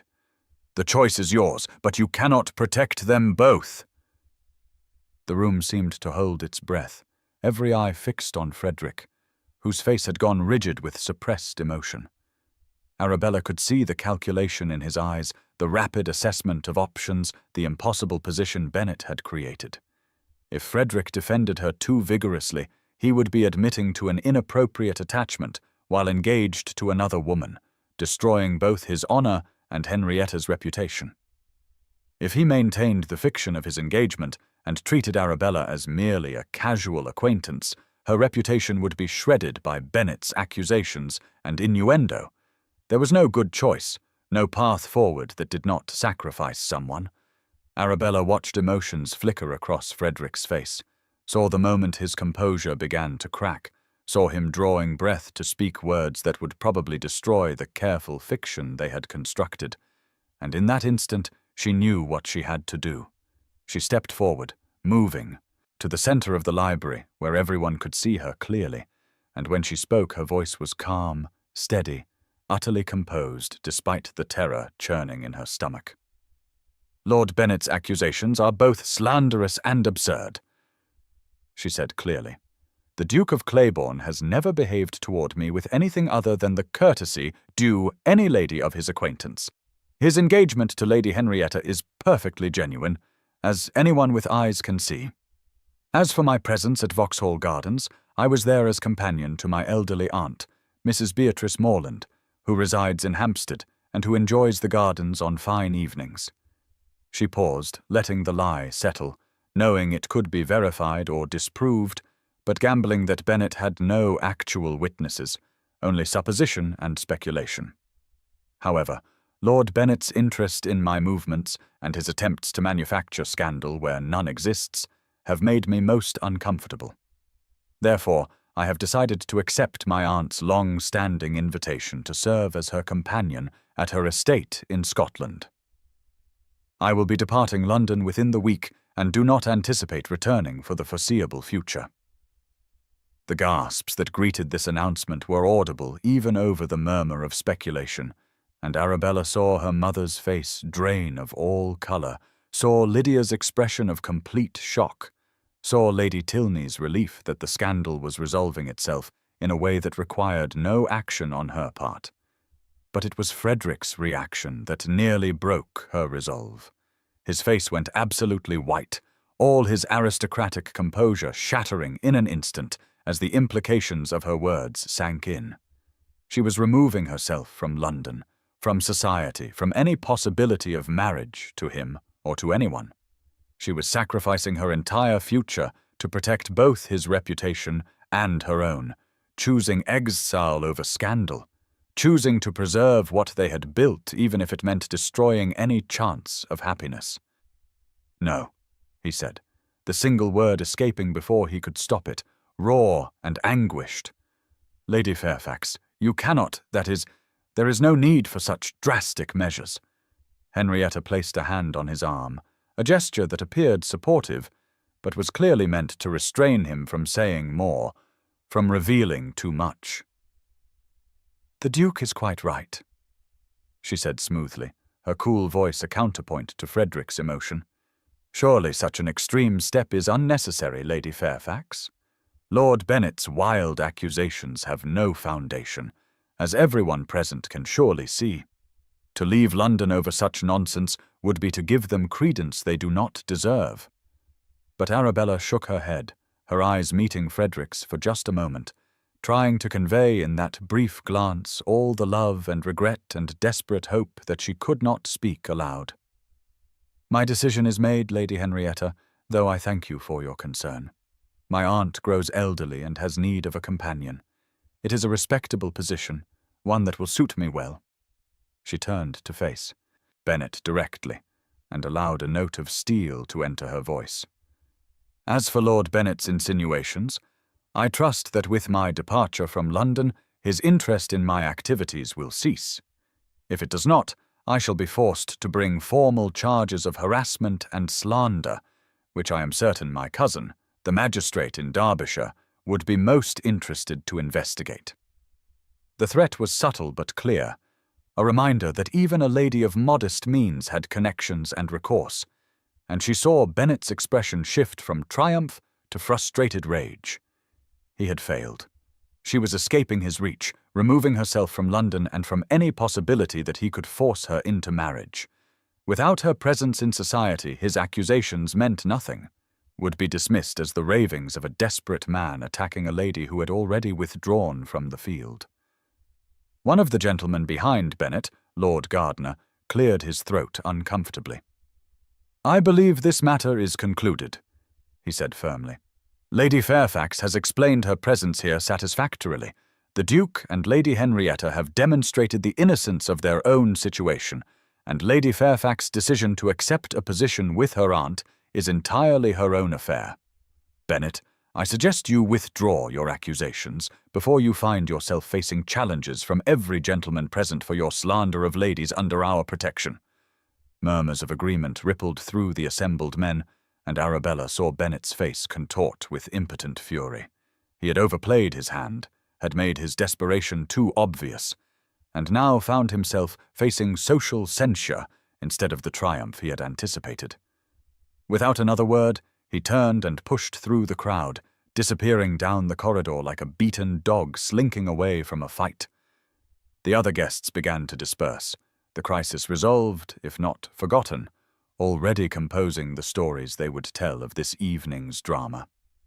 Lady Tilney approached Arabella with a concerned expression, murmuring something about the strain of the season and how a rest in Scotland might indeed be beneficial, while Arabella's mother appeared at her elbow, her face stricken, questions tumbling from her lips.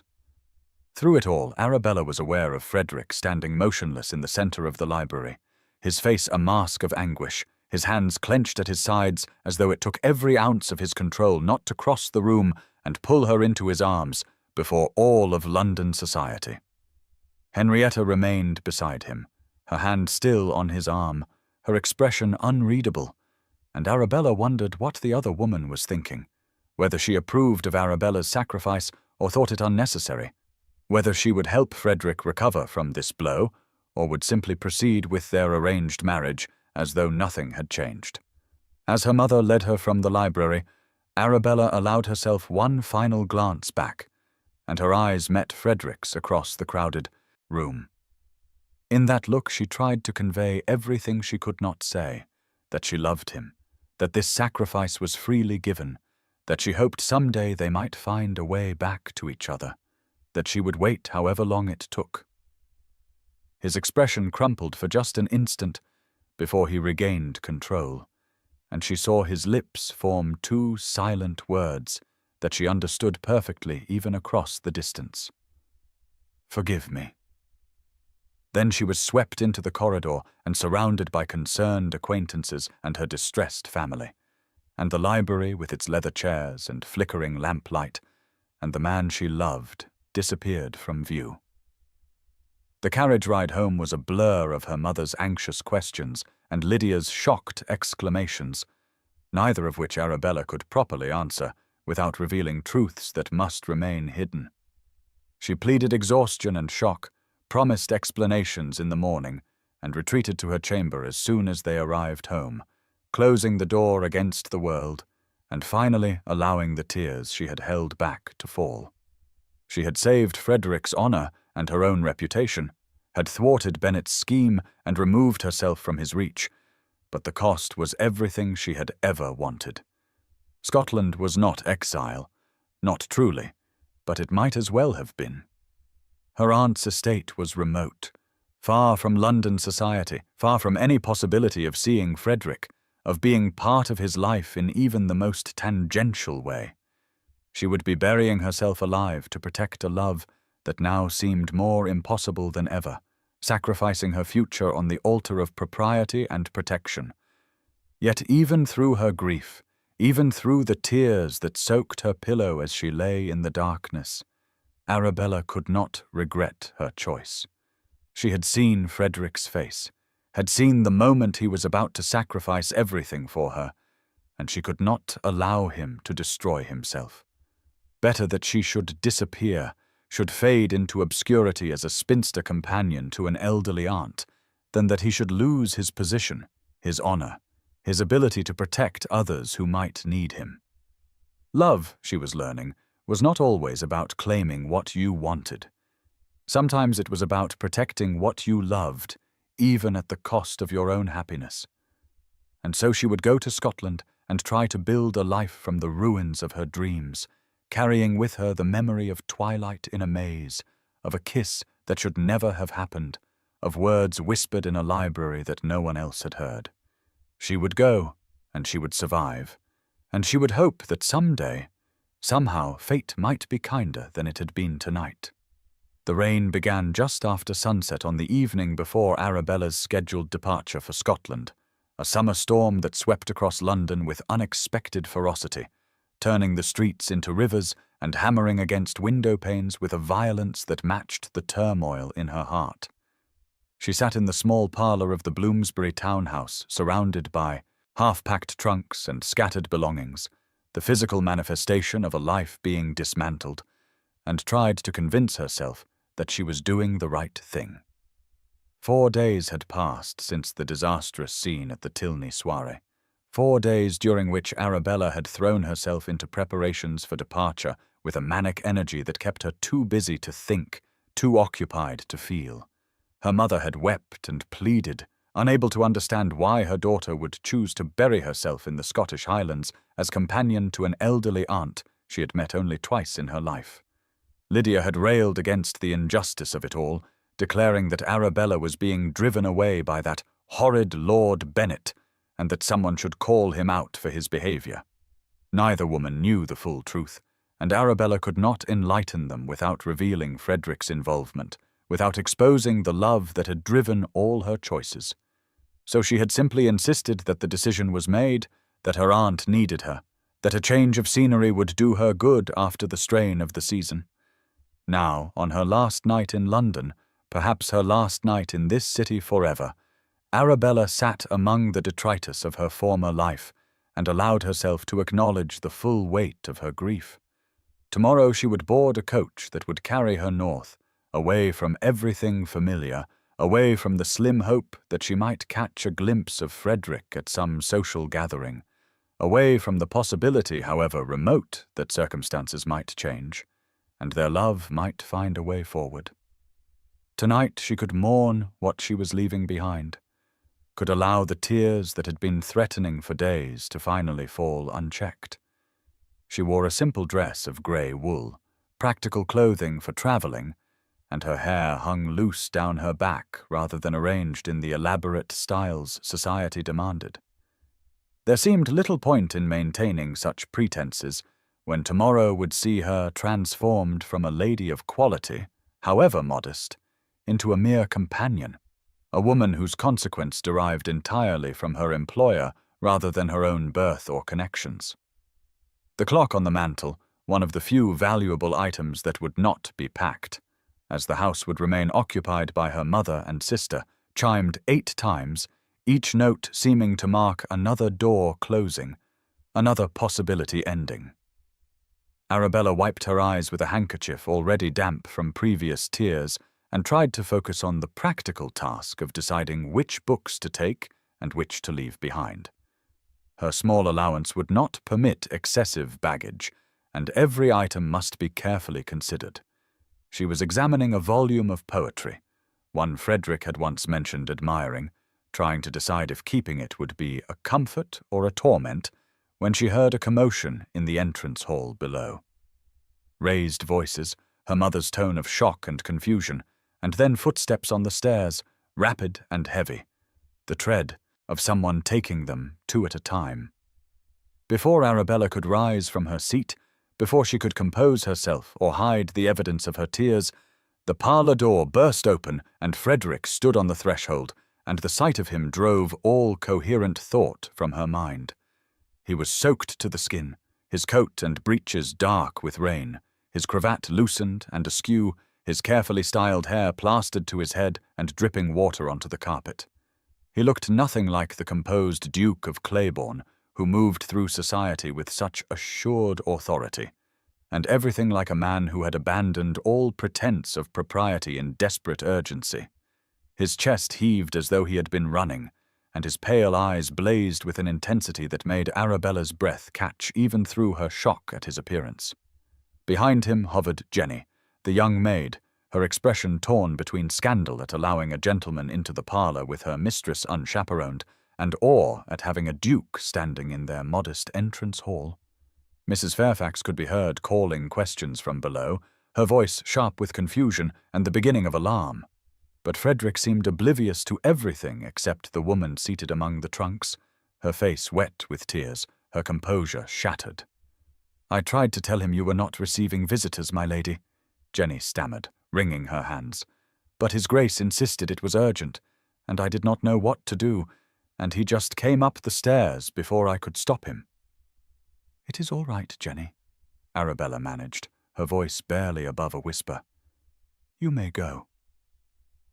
But Jenny hesitated, propriety warring with the unprecedented situation, until Frederick turned his compelling gaze on her and said quietly but with unmistakable authority, "Please leave us. What I have to say to Lady Fairfax cannot wait and cannot be overheard. Close the door behind you." The maid fled, pulling the door shut, and Arabella heard her hurrying down the stairs, no doubt to report this development to Mrs. Fairfax, and possibly to faint from the scandal of it all. For a long moment, Arabella and Frederick simply stared at each other across the cluttered parlour, the air between them crackling with everything unspoken, everything that had been building for 2 years and could no longer be contained. Finally, Arabella found her voice, though it came out shakier than she would have liked. "You should not be here, Frederick.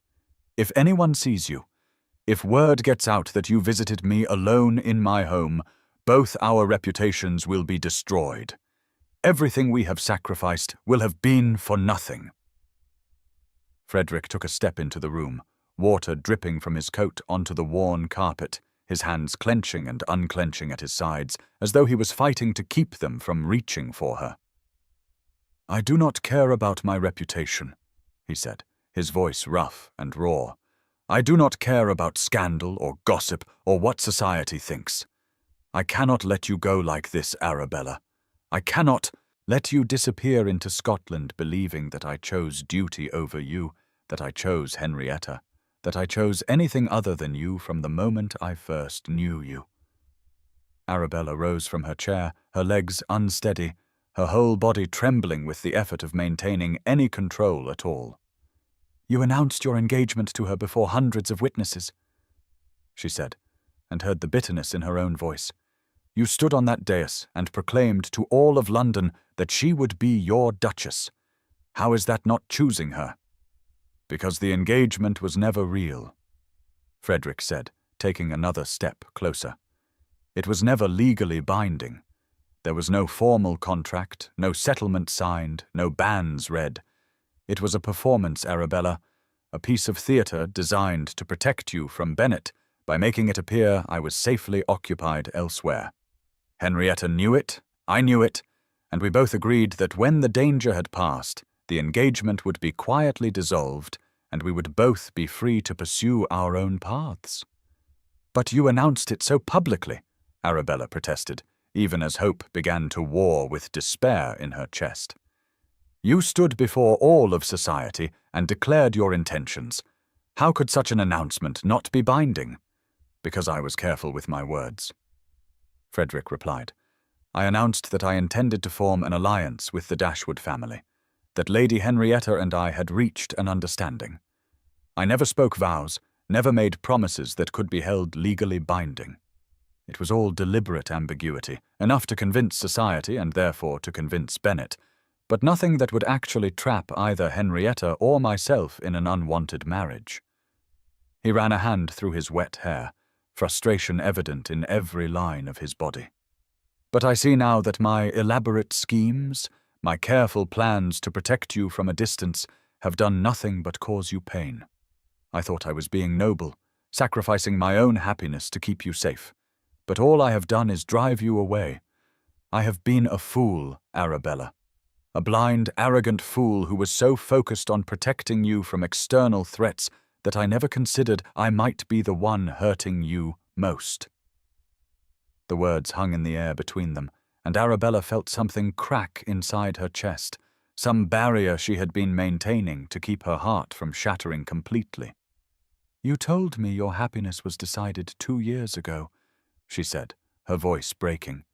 "You told me in the maze at Vauxhall that you had been mine from the moment I laughed at your terrible poetry.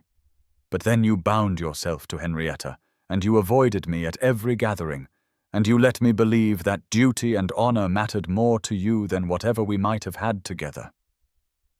How was I supposed to interpret that except as rejection?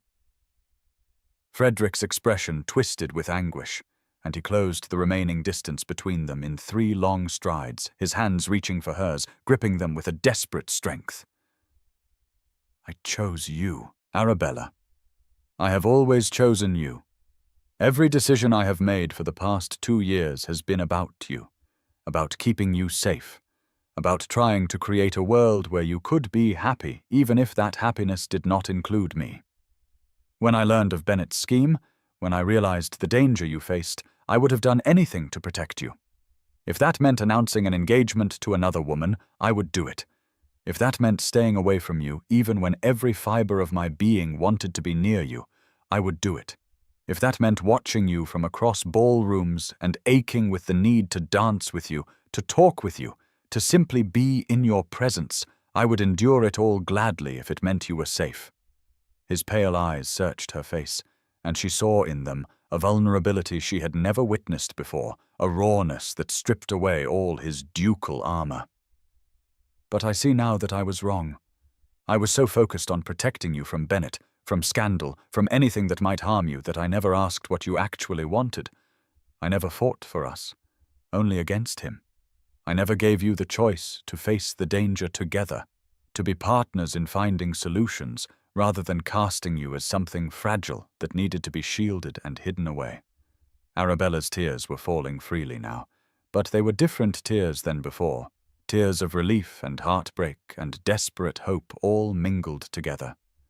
"I thought you did not want me," she whispered. "I thought I was convenient to protect because you are a good man who would help anyone in need, but that your heart was never truly engaged.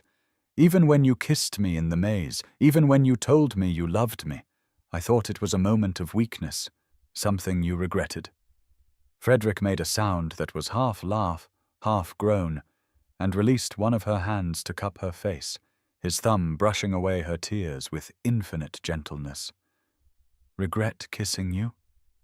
"Arabella, that kiss was the only real, honest, unguarded moment I have allowed myself in 2 years of loving you. Everything else has been strategy and schemes and careful maneuvering. But that kiss was pure truth. I have thought of nothing else since, have dreamed of it every night, have wished desperately that I could have more than one stolen moment in a mist-filled maze. But I would not," she began, then stopped, trying to organize thoughts that seemed to scatter like leaves in wind. "At the Tilney soiree, when Bennett challenged you, I saw your face. I saw you about to sacrifice everything, about to expose the false engagement and defend me at the cost of your own honor. I could not let you do it, Frederick. I could not let you destroy yourself for my sake. So you sacrificed yourself instead," Frederick said, his voice rough with emotion. "You exiled yourself to Scotland, gave up your life in London, your connections, your chances of marriage and happiness, all to protect me from the consequences of my own choices." His other hand came up to frame, her face completely, holding her as though she were something infinitely precious and fragile. "Do you have any idea what it did to me, watching you announce your departure, seeing you walk away and knowing you were doing it for me, because of me? I have spent 4 days in absolute torment, trying to respect your decision, trying to tell myself that you had chosen this path and I should honor it, but I cannot. I cannot let you go to Scotland believing that I chose anything other than you, that I want anything other than a life with you." "But Bennett," Arabella started, and Frederick shook his head. "Bennett is gone. He fled London 2 nights ago, 1 step ahead of his creditors and the bailiffs. I received word this morning that he took ship for the continent, likely France, where he will have to live on whatever he can scrape together from sympathetic relatives or gambling. He is ruined completely. His estates will be seized to pay his debts, and he will never set foot in England again without facing arrest. You are safe from him, Arabella. The threat is over." The relief that flooded through Arabella at those words was almost overwhelming, but close on its heels came confusion and a desperate need to understand. If Bennett is gone, if the danger has passed, then why are you here? Why now, on the eve of my departure, do you come to tell me this? Why not let me go if the purpose of all the schemes and sacrifices has been fulfilled? Because I realized something when I watched you walk out of that library at the Tilney soiree," Frederick said, his voice dropping to barely above a whisper, his forehead coming to rest against hers in a gesture of Such intimacy it made her breath catch. I realized that I have been so focused on protecting you from Bennett, from scandal, from anything that might harm you, that I never once asked if you wanted to be protected. I never asked what you wanted, Arabella. I never gave you the choice to fight alongside me, to face the danger together, to decide for yourself what risks you were willing to take. I treated you like something to be guarded and preserved rather than as a partner, an equal, someone whose own wishes and desires mattered as much as my grand plans. I was so certain I knew what was best, so convinced that my schemes would solve everything, that I never stopped to consider the simplest solution of all. Arabella's heart was pounding so hard she thought it might break through her ribs, and when she spoke her voice trembled with the weight of hope and fear. What solution? Asking you what you want, Frederick said simply. Giving you the choice instead of making it for you. So I am here, drenched and improper and completely abandoning every rule of society, to ask you directly and honestly with no schemes or shadows between us. What do you want, Arabella? Do you want to go to Scotland and build a new life as your aunt's companion? If that is truly what will make you happy, I will let you go, and I will not interfere, though it will break my heart. Or do you want to stay? Do you want to let me court you properly, openly, the way I should have done 2 years ago? Do you want to give us a chance to see what we might become without secrets and elaborate plans and constant fear of discovery? The question hung in the air between them, and Arabella realized with sudden clarity that this was the first time anyone had truly asked her what she wanted, the first time her own desires had been centered in all the machinations and schemes that had defined her life for the past months. Frederick was giving her the choice, the power, the agency to decide her own future, and the magnitude of that gift was almost more than she could process. I want, she began, then stopped, overwhelmed by the rush of feelings, by the enormity of what was being offered. Frederick waited, patient despite the tension evident in every line of his body, despite the fact that water was still dripping from his coat onto the carpet, despite the impropriety of the situation and the risk he was taking by being here. He waited because he had asked, and he would accept whatever answer she gave, even if it destroyed him. I want you, Arabella finally said, the words tumbling out in a rush.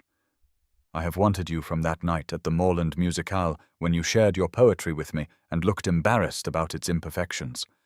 I have wanted you through 2 seasons of watching you from across ballrooms and treasuring every conversation, every dance, every moment in your presence. I wanted you when you announced your engagement to Henrietta, and I thought my heart would shatter. I wanted you in the Vauxhall maze when you told me you loved me and then walked away. I have wanted you every single day since, even when I thought wanting you was hopeless, even when I believed you had chosen duty over love. She took a shaking breath, tears streaming down her face, but pressed on, needing him to hear all of it, to understand completely. I announced I was going to Scotland, not because I wanted to leave, but because I could not bear to watch you sacrifice yourself for me. I could not stand by and let you destroy your honor and position just to protect a woman of no particular consequence.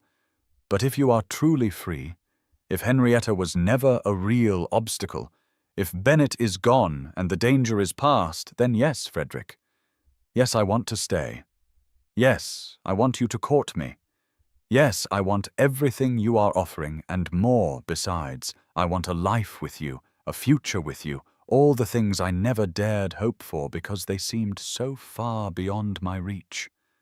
For a moment, Frederick simply stared at her, his expression transforming from desperate hope to blazing joy.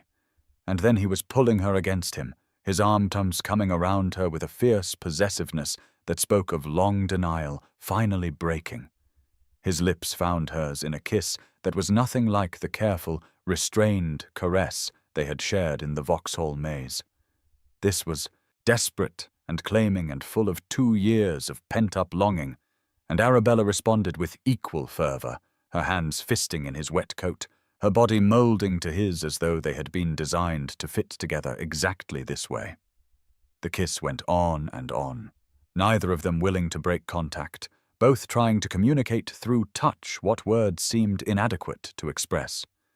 When they finally pulled apart, both breathing hard, Frederick kept her close, his forehead resting against hers, his arms still wrapped around her, as though he feared she might disappear if he loosened his hold. "Stay," he said again, the single word a plea and a prayer. "Stay and let me do this properly. Let me call on you tomorrow with your mother present. Let me bring you flowers and take you driving in the park and bore you with discussions of art and literature and all the mundane things that courting couples do. Let me show all of London that you are the woman I have chosen, that you are the only woman I have ever wanted, that everything else was merely me being spectacularly stupid about how to win you." Arabella laughed through her tears, joy bubbling up inside her with such force it was almost painful. "You were not stupid. You were trying to protect me from a very real threat. But perhaps next time you might consider simply talking to me about the danger, rather than constructing an elaborate fake engagement." Frederick groaned and pulled her closer. "There will be no next time. I have learned my lesson about grand schemes and noble sacrifices. From now on, we face everything together. As partners, with honesty and communication rather than secrets and strategies." He pulled back slightly to look at her face, his expression growing more serious. "But there is still the matter of propriety and your reputation.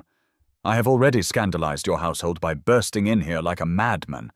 If I stay much longer, if anyone learns I was here alone with you, there will be talk." His mouth curved in a slight smile. "Though perhaps that would not be entirely terrible, as it would give me an excuse to insist on an immediate engagement to protect your honor." "You are incorrigible," Arabella said, but she was smiling through her tears. "And you are right that you should probably leave before my mother recovers from her shock and comes up here to demand explanations." "But Frederick," she grew serious again, gripping his lapels to keep him from pulling away. "What about Henrietta? Even if the engagement was never legally binding, she has been involved in this scheme from the beginning. We owe her the courtesy of speaking with her before we proceed." Frederick nodded, his expression softening. "I sent word to Henrietta before I came here tonight, telling her that I could not continue the charade any longer, that I was going to declare myself to you properly, and that if you accepted me, I would be making the truth of our non-engagement public immediately." She sent back a very terse note, congratulating me on finally developing some sense and informing me that she has her own interests to pursue, now that she is released from the obligation of pretending to be my fiancé. His smile turned wry.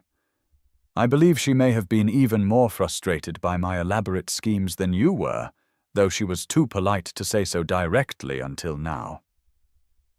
"So she approves?" Arabella asked, relief flooding through her. "I would not want our happiness to come at the cost of hers." "Henrietta has never wanted me except as a shield from her father's demands," Frederick assured her. "And now that she has played the role of my fiancé long enough to establish her desirability in society's eyes, she is free to pursue the man she actually cares for, a gentleman of good family but insufficient rank to satisfy her father's ambitions. The false engagement served her purposes as well as mine, and she is more than happy to see it end now that those purposes have been fulfilled." He cupped Arabella's face again, his thumb stroking her cheek with infinite tenderness. "But enough talk of Henrietta and schemes and all the complicated tangles we have been living in. I need to know one more thing before I leave tonight and begin the proper courtship tomorrow." Arabella looked up at him, seeing in his pale eyes a vulnerability that made her heart ache. "What do you need to know?" "That you will not change your mind," Frederick said quietly. "That when I call tomorrow with flowers and declarations, when I present myself to your mother as a suitor, you will not have retreated behind walls again. That you truly want this, want me, not as some romantic notion, but as a real man with faults and foolishness, and a tendency to make elaborate plans that go spectacularly wrong. She rose on her toes and kissed him softly, a gentle promise rather than the desperate claiming of moments before. "I want you exactly as you are," she whispered against his lips. "Foolish schemes and all. Though I reserve the right to tell you when your plans are becoming unnecessarily complicated, and to insist we simply talk about problems like sensible people." Frederick's laugh was warm and genuine, the sound filling the parlor and chasing away the last shadows of doubt and fear. "Then we have an understanding. Tomorrow I begin courting you properly. Within a fortnight I will ask for your hand. Within a month I will marry you if you will have me, because I have wasted 2 years already, and I am not inclined to waste another moment." He released her reluctantly, stepping back and toward the door, though his eyes never left her face. "Unpack your trunks, my love. You are not going to Scotland. You are staying right here in London where you belong, where I can see you every day, where I can prove to you that my love is not a scheme or a strategy, but the truest thing I have ever felt." Arabella watched him go, heard his footsteps on the stairs, heard the front door open and close, and then she was alone in the parlor again, surrounded by the half-packed trunks. But everything had changed. The trunks that had represented exile and sacrifice now represented merely an unnecessary precaution that could be undone. The tears on her face were tears of joy rather than grief. The future that had seemed so bleak and empty now blazed with possibility and promise. She moved to the window and looked out at the rain-soaked street, just in time to see Frederick emerge from the townhouse, still hatless, still drenched, utterly unconcerned with the storm or propriety or anything except the fact that he had declared himself and been accepted.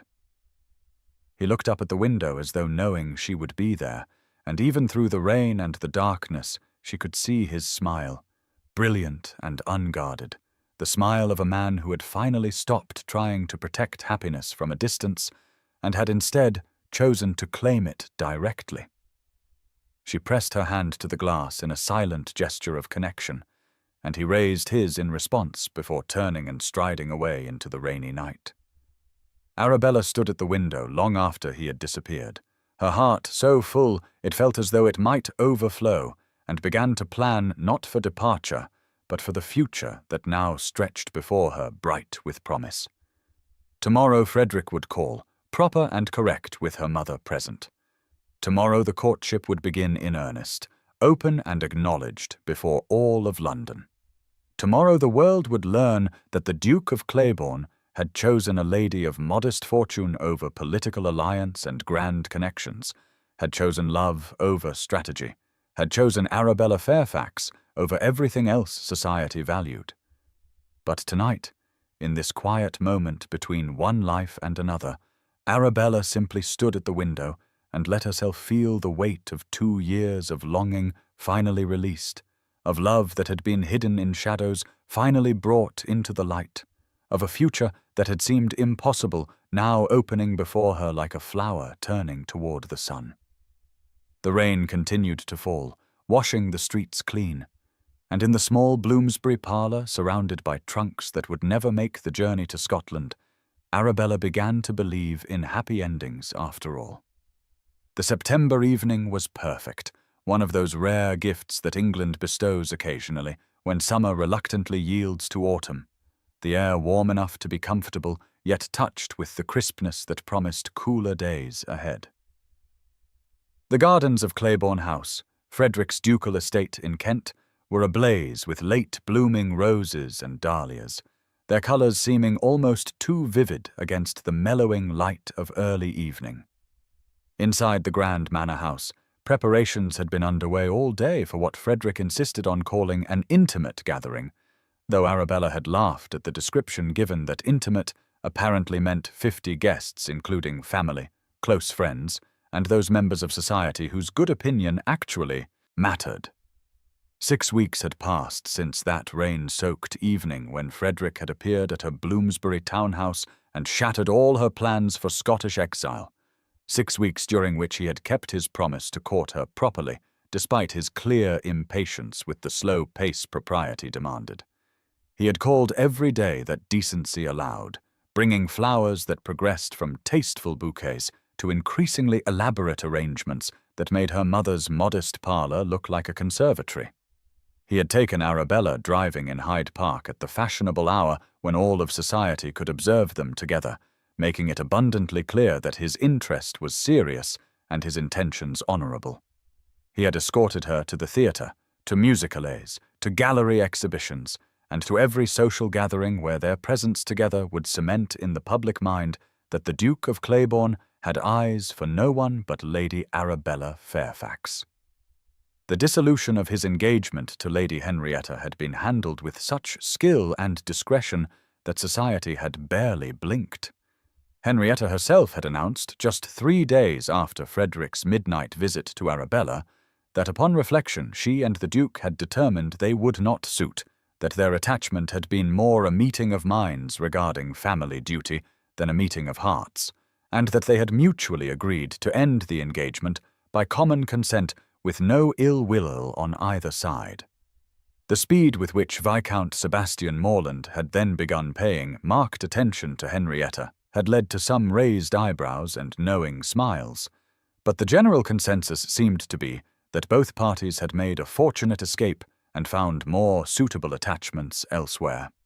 Frederick had proposed formally 1 month to the day after his rain-soaked confession, going down on one knee in her mother's parlour with Mrs. Fairfax and Lydia present as witnesses, presenting a ring that had belonged to his grandmother, and making a speech about love and partnership, and choosing each other freely that had left all 3 Fairfax ladies in tears. Arabella had accepted with a joy so profound it felt almost painful, and the announcement in the morning papers 2 days later had been met with general approval from a society that loved a romantic story, and had apparently decided that the Duke's choice of a lady of modest fortune over grand political alliance was rather admirably sentimental. Now, 6 weeks after everything had changed, they were gathering at Claiborne House to celebrate their engagement formally among those who mattered most to them. Arabella stood in one of the guest chambers where she had been shown to prepare for the evening, examining her reflection in the full-length mirror with a mixture of wonder and disbelief. The woman who looked back at her seemed transformed from the modest lady who had attended the Whitmore ball in pale lavender just 3 months ago. Her gown tonight was a creation of deep, sapphire silk that brought out the golden warmth of her eyes, cut in the latest fashion with a fitted bodice and full skirts that rustled when she moved. Her dark hair had been dressed by Frederick's own lady's maid, arranged in an elaborate style with small sapphires woven through the curls that matched the stones in the necklace Frederick had presented to her that afternoon as an engagement gift. She looked, she had to admit, like a woman who belonged at a duke's side, like someone who had every right to be mistress of a grand estate and to move in the highest circles of society. The transformation was not merely external. Over the past 6 weeks, as Frederick had courted her openly and introduced her to his world, Arabella had discovered a confidence she had not known she possessed. She had learned that her intelligence and education, which she had always considered merely adequate, were actually exceptional by society's standards. She had found that her opinions on art and literature were valued by people whose judgment she respected. She had realized that the modest circumstances she had always viewed as a limitation had actually given her a perspective and empathy that many in Frederick's elevated circle lacked. Most importantly, she had learned what it meant to be loved not as an object to be protected, but as a partner to be cherished and consulted, and the knowledge had changed something fundamental in how she saw herself. A soft knock at the door preceded the entrance of Lady Henrietta Dashwood, resplendent in a gown of emerald green that complemented her fair colouring perfectly. The 2 women had developed an unexpected friendship over the past weeks, built on mutual respect and the shared understanding of what it meant to navigate society's expectations while trying to claim some measure of personal happiness. Henrietta's engagement to Viscount Morland had been announced just 2 weeks after Frederick's proposal to Arabella, and the genuine joy in her expression when she spoke of her intended made it clear that this was a love match rather than the strategic alliance her first engagement had been. "Are you ready?" Henrietta asked, crossing the room to stand beside Arabella at the mirror. "The guests are all assembled in the ballroom, and Frederick is pacing like a caged lion waiting for you to make your entrance. One would think after 6 weeks of daily courtship he might be less anxious, but apparently the man cannot bear to be separated from you for more than an hour." Arabella smiled at her reflection, at the happiness evident in her own face. "I am ready, though I confess I still sometimes cannot believe this is real, that I am actually going to marry Frederick, that all the schemes and shadows have resolved into something so straightforward and joyful." Henrietta's expression turned knowing. "It is real, I promise you, and you deserve every bit of the happiness you have found, as does Frederick." She paused, then added with characteristic directness, "I wanted to thank you, Arabella, before we go down to face the assembly." "Thank me?" Arabella turned from the mirror to face her friend directly. "For what?" "I should be thanking you for your role in bringing Frederick and me together, for agreeing to that false engagement that protected me from Bennet, for being willing to take on a role that must have been uncomfortable to help 2 people you barely knew." Henrietta shook her head, her smile slight but genuine. "I am not thanking you for anything you did consciously. I am thanking you for loving Frederick the way you do, for seeing past his title and his position to the man underneath, for valuing his heart over his consequences." She moved to adjust a curl that had escaped Arabella's elaborate coiffure, her touch gentle. "I have known Frederick since we were children, and I have watched him carry the weight of duty and responsibility without complaint for his entire adult life. He has always done what was expected, always chosen the path of greatest honor and least personal satisfaction. Watching him choose you, watching him finally put his own happiness first, has been one of the greatest privileges of my life.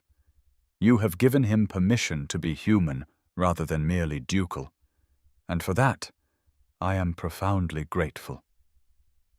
Arabella felt tears prick at her eyes, and blinked them back, not wanting to ruin the careful work the maid had done on her face.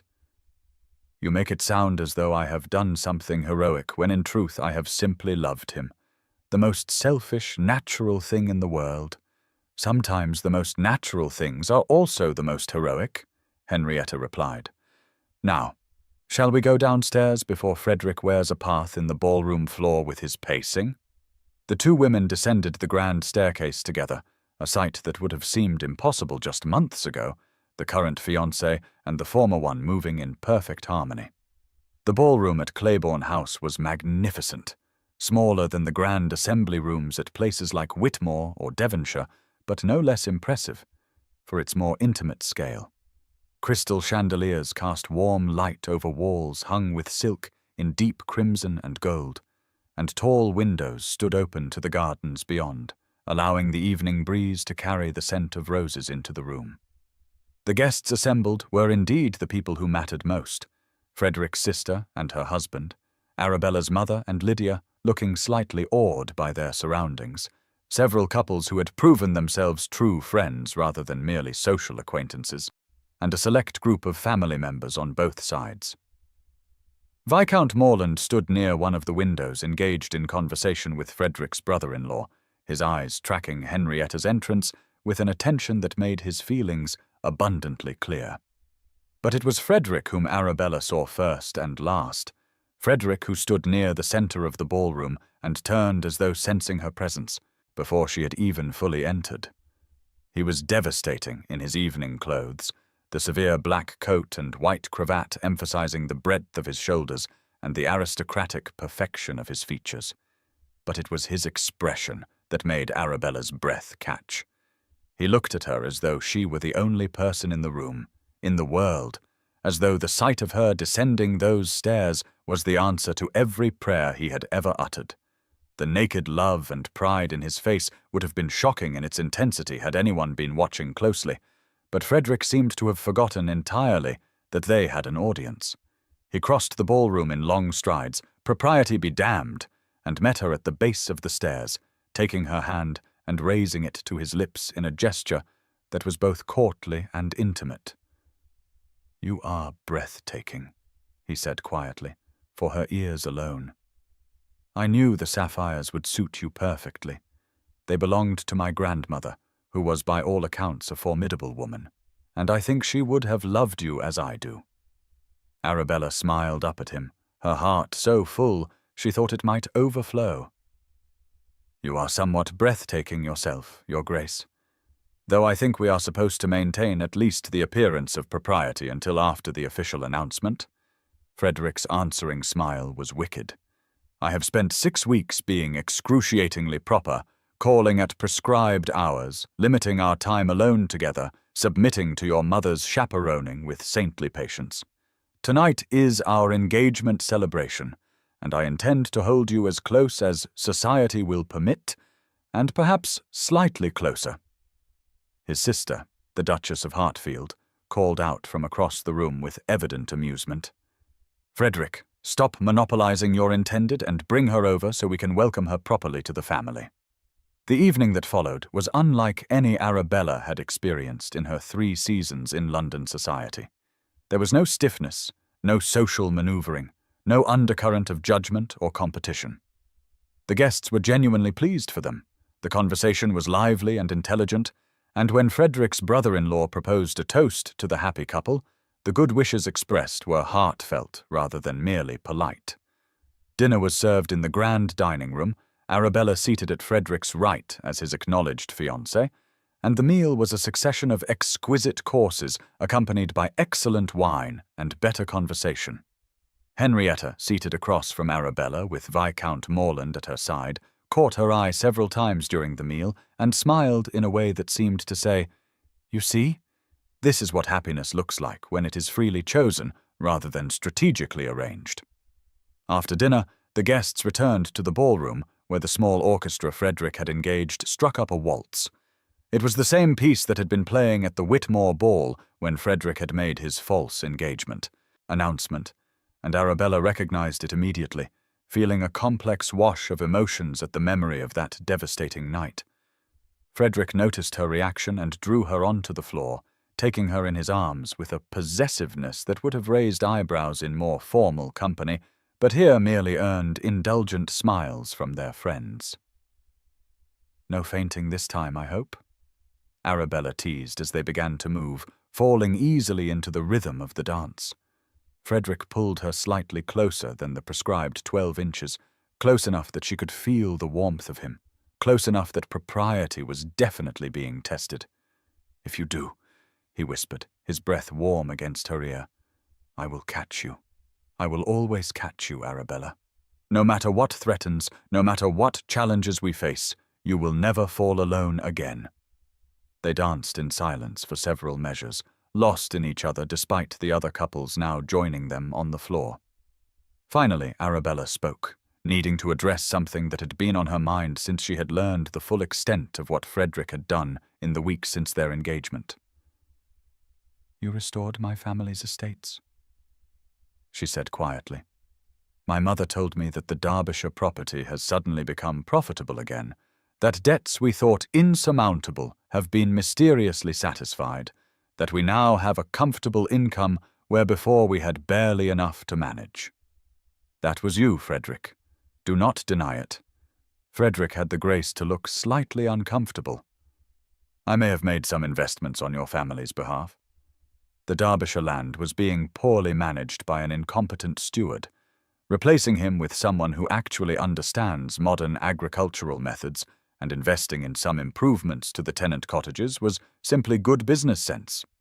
That the property happens to belong to your family is merely coincidental.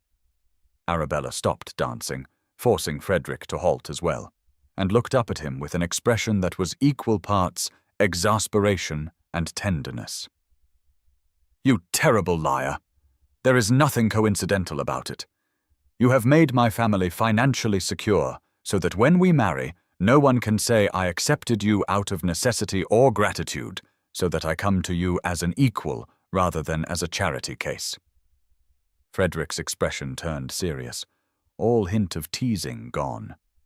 "You are my equal, Arabella, with or without fortune.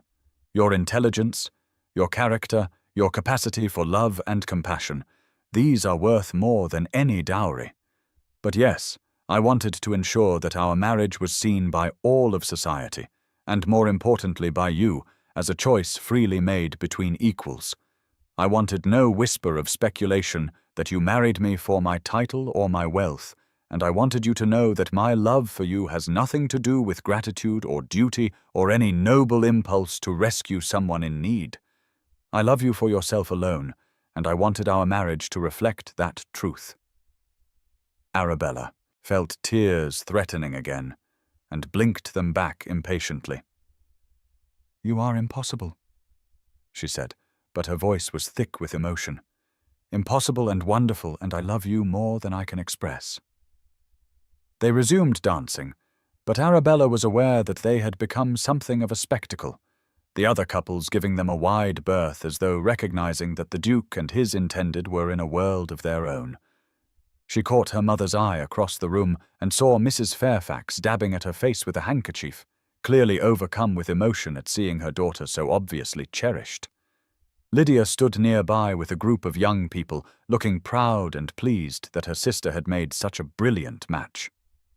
As the waltz drew to a close, Frederick bent close and whispered, "Come with me.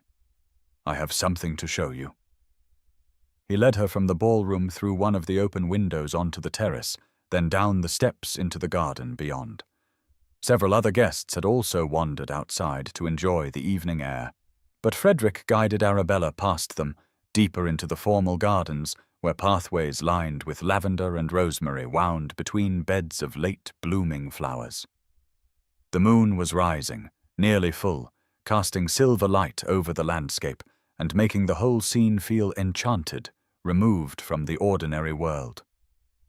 They walked in companionable silence until they reached a small clearing where a stone bench sat beneath an ancient oak tree, its branches spreading overhead like a protective canopy. Frederick stopped there and turned to face Arabella, taking both her hands in his, and in the moonlight she could see that he looked almost nervous, an expression so unlike his usual ducal confidence that it made her smile. "What is it?" she asked gently. "What did you want to show me?" "Not show?" Frederick corrected. "Tell. Or rather, share." He drew a breath, and when he spoke his voice carried a vulnerability that made her heart ache. "Do you remember at the Moorland Musicale 2 years ago, when you laughed at my terrible poetry, when you told me that sincerity mattered more than technical perfection?" Arabella nodded, the memory as clear as though it had happened yesterday. "I remember every word of that conversation. It was the first time we truly spoke, the first time I realized you were more than just a duke, that you were a man with interests and passions beyond what society demanded." Frederick reached into his coat and withdrew a folded paper, the edges worn as though it had been handled many times. "I have been trying to write you proper poetry ever since that night," he said, "trying to capture in words what I feel for you, how you have transformed my life, what it means to love you and be loved by you. Every attempt has been terrible, stilted and awkward, and completely inadequate to express the truth of my feelings. But tonight, standing here with you in this garden, knowing that you have agreed to be my wife, knowing that we have a future together, built on honesty and partnership rather than schemes and shadows, the words finally came." He unfolded the paper and in the moonlight began to read, his voice steady despite the emotion evident in every line. "In shadows deep I walked alone, a duke but not a man, bound tight by duty's iron chains, by honor's rigid plan. Then laughter bright as morning sun broke through my careful walls, a lady fair with honey eyes, who heard when beauty calls. She saw not title, land, or wealth, but soul beneath the stone, and loved the man I'd hidden well, the heart I'd never shown. Through schemes and fears and desperate plots, through danger dark and deep, she chose to stay when flight seemed wise, to wake when I would sleep. No sonnet fine could capture truth of what her love has wrought, how she has made me whole again, has given what I sought. Not duty's cold and distant praise, not power's hollow glory, but partnership of equal hearts, our own unfinished story. The verses were simple, lacking the elaborate metaphors and formal structure that characterized great poetry, but they were perfect in their sincerity, in the raw honesty of emotion that infused every word. Arabella listened with tears streaming freely down her face now, uncaring that she was ruining her carefully applied cosmetics, caring only that Frederick had given her this gift of words that came straight from his heart. When he finished, he refolded the paper and held it out to her. "It is not Wordsworth or Byron," he said quietly. "It is not even particularly good poetry by any objective standard. But it is true, Arabella. Every word is true." She took the paper and clutched it to her chest, then reached up to cup his face in her hands, bringing him down so their foreheads touched. "It is the most beautiful thing anyone has ever given me," she whispered, "not because of technical perfection, but because it is you, honest and vulnerable and real. This is the Frederick I fell in love with, the man who hides beneath the ducal armor, but emerges for me." Frederick's arms came around her, pulling her close, and they stood there in the moonlit garden holding each other, two people who had found their way through schemes and danger, and their own stubborn attempts at noble sacrifice to arrive, finally, at this moment of perfect understanding. After a long while, Arabella pulled back slightly and smiled up at him. "Your verses mention our unfinished story. What do you imagine the next chapters will hold?" Frederick considered, his expression thoughtful. "A wedding in the chapel at Claiborne House, I think, with these same friends and family present. Nothing grand or ostentatious, just the people who matter celebrating our union. Then perhaps a wedding trip to Italy, since we have both always wanted to see the art and architecture there. After that, a life of partnership, of facing challenges together rather than trying to protect each other from a distance, of building something real and lasting." He paused, then added, with a slight smile, "Also, possibly children who will inherit your intelligence and my terrible tendency toward elaborate planning, which should make for very interesting household dynamics." Arabella laughed, the sound carrying across the garden. "Poor children, to be cursed with both those traits. Though I suppose with your stubborn nobility and my practical sensibility to balance each other out, they might turn out reasonably well adjusted." They stood together in comfortable silence for several more minutes, unwilling to break the spell of the moonlit garden and return to the celebration inside. Finally, Frederick sighed and brushed a kiss across her forehead. "We should go back before our absence is noted and causes talk. Though at this point I care very little what society thinks, I would prefer not to scandalize your mother on the evening of our engagement celebration."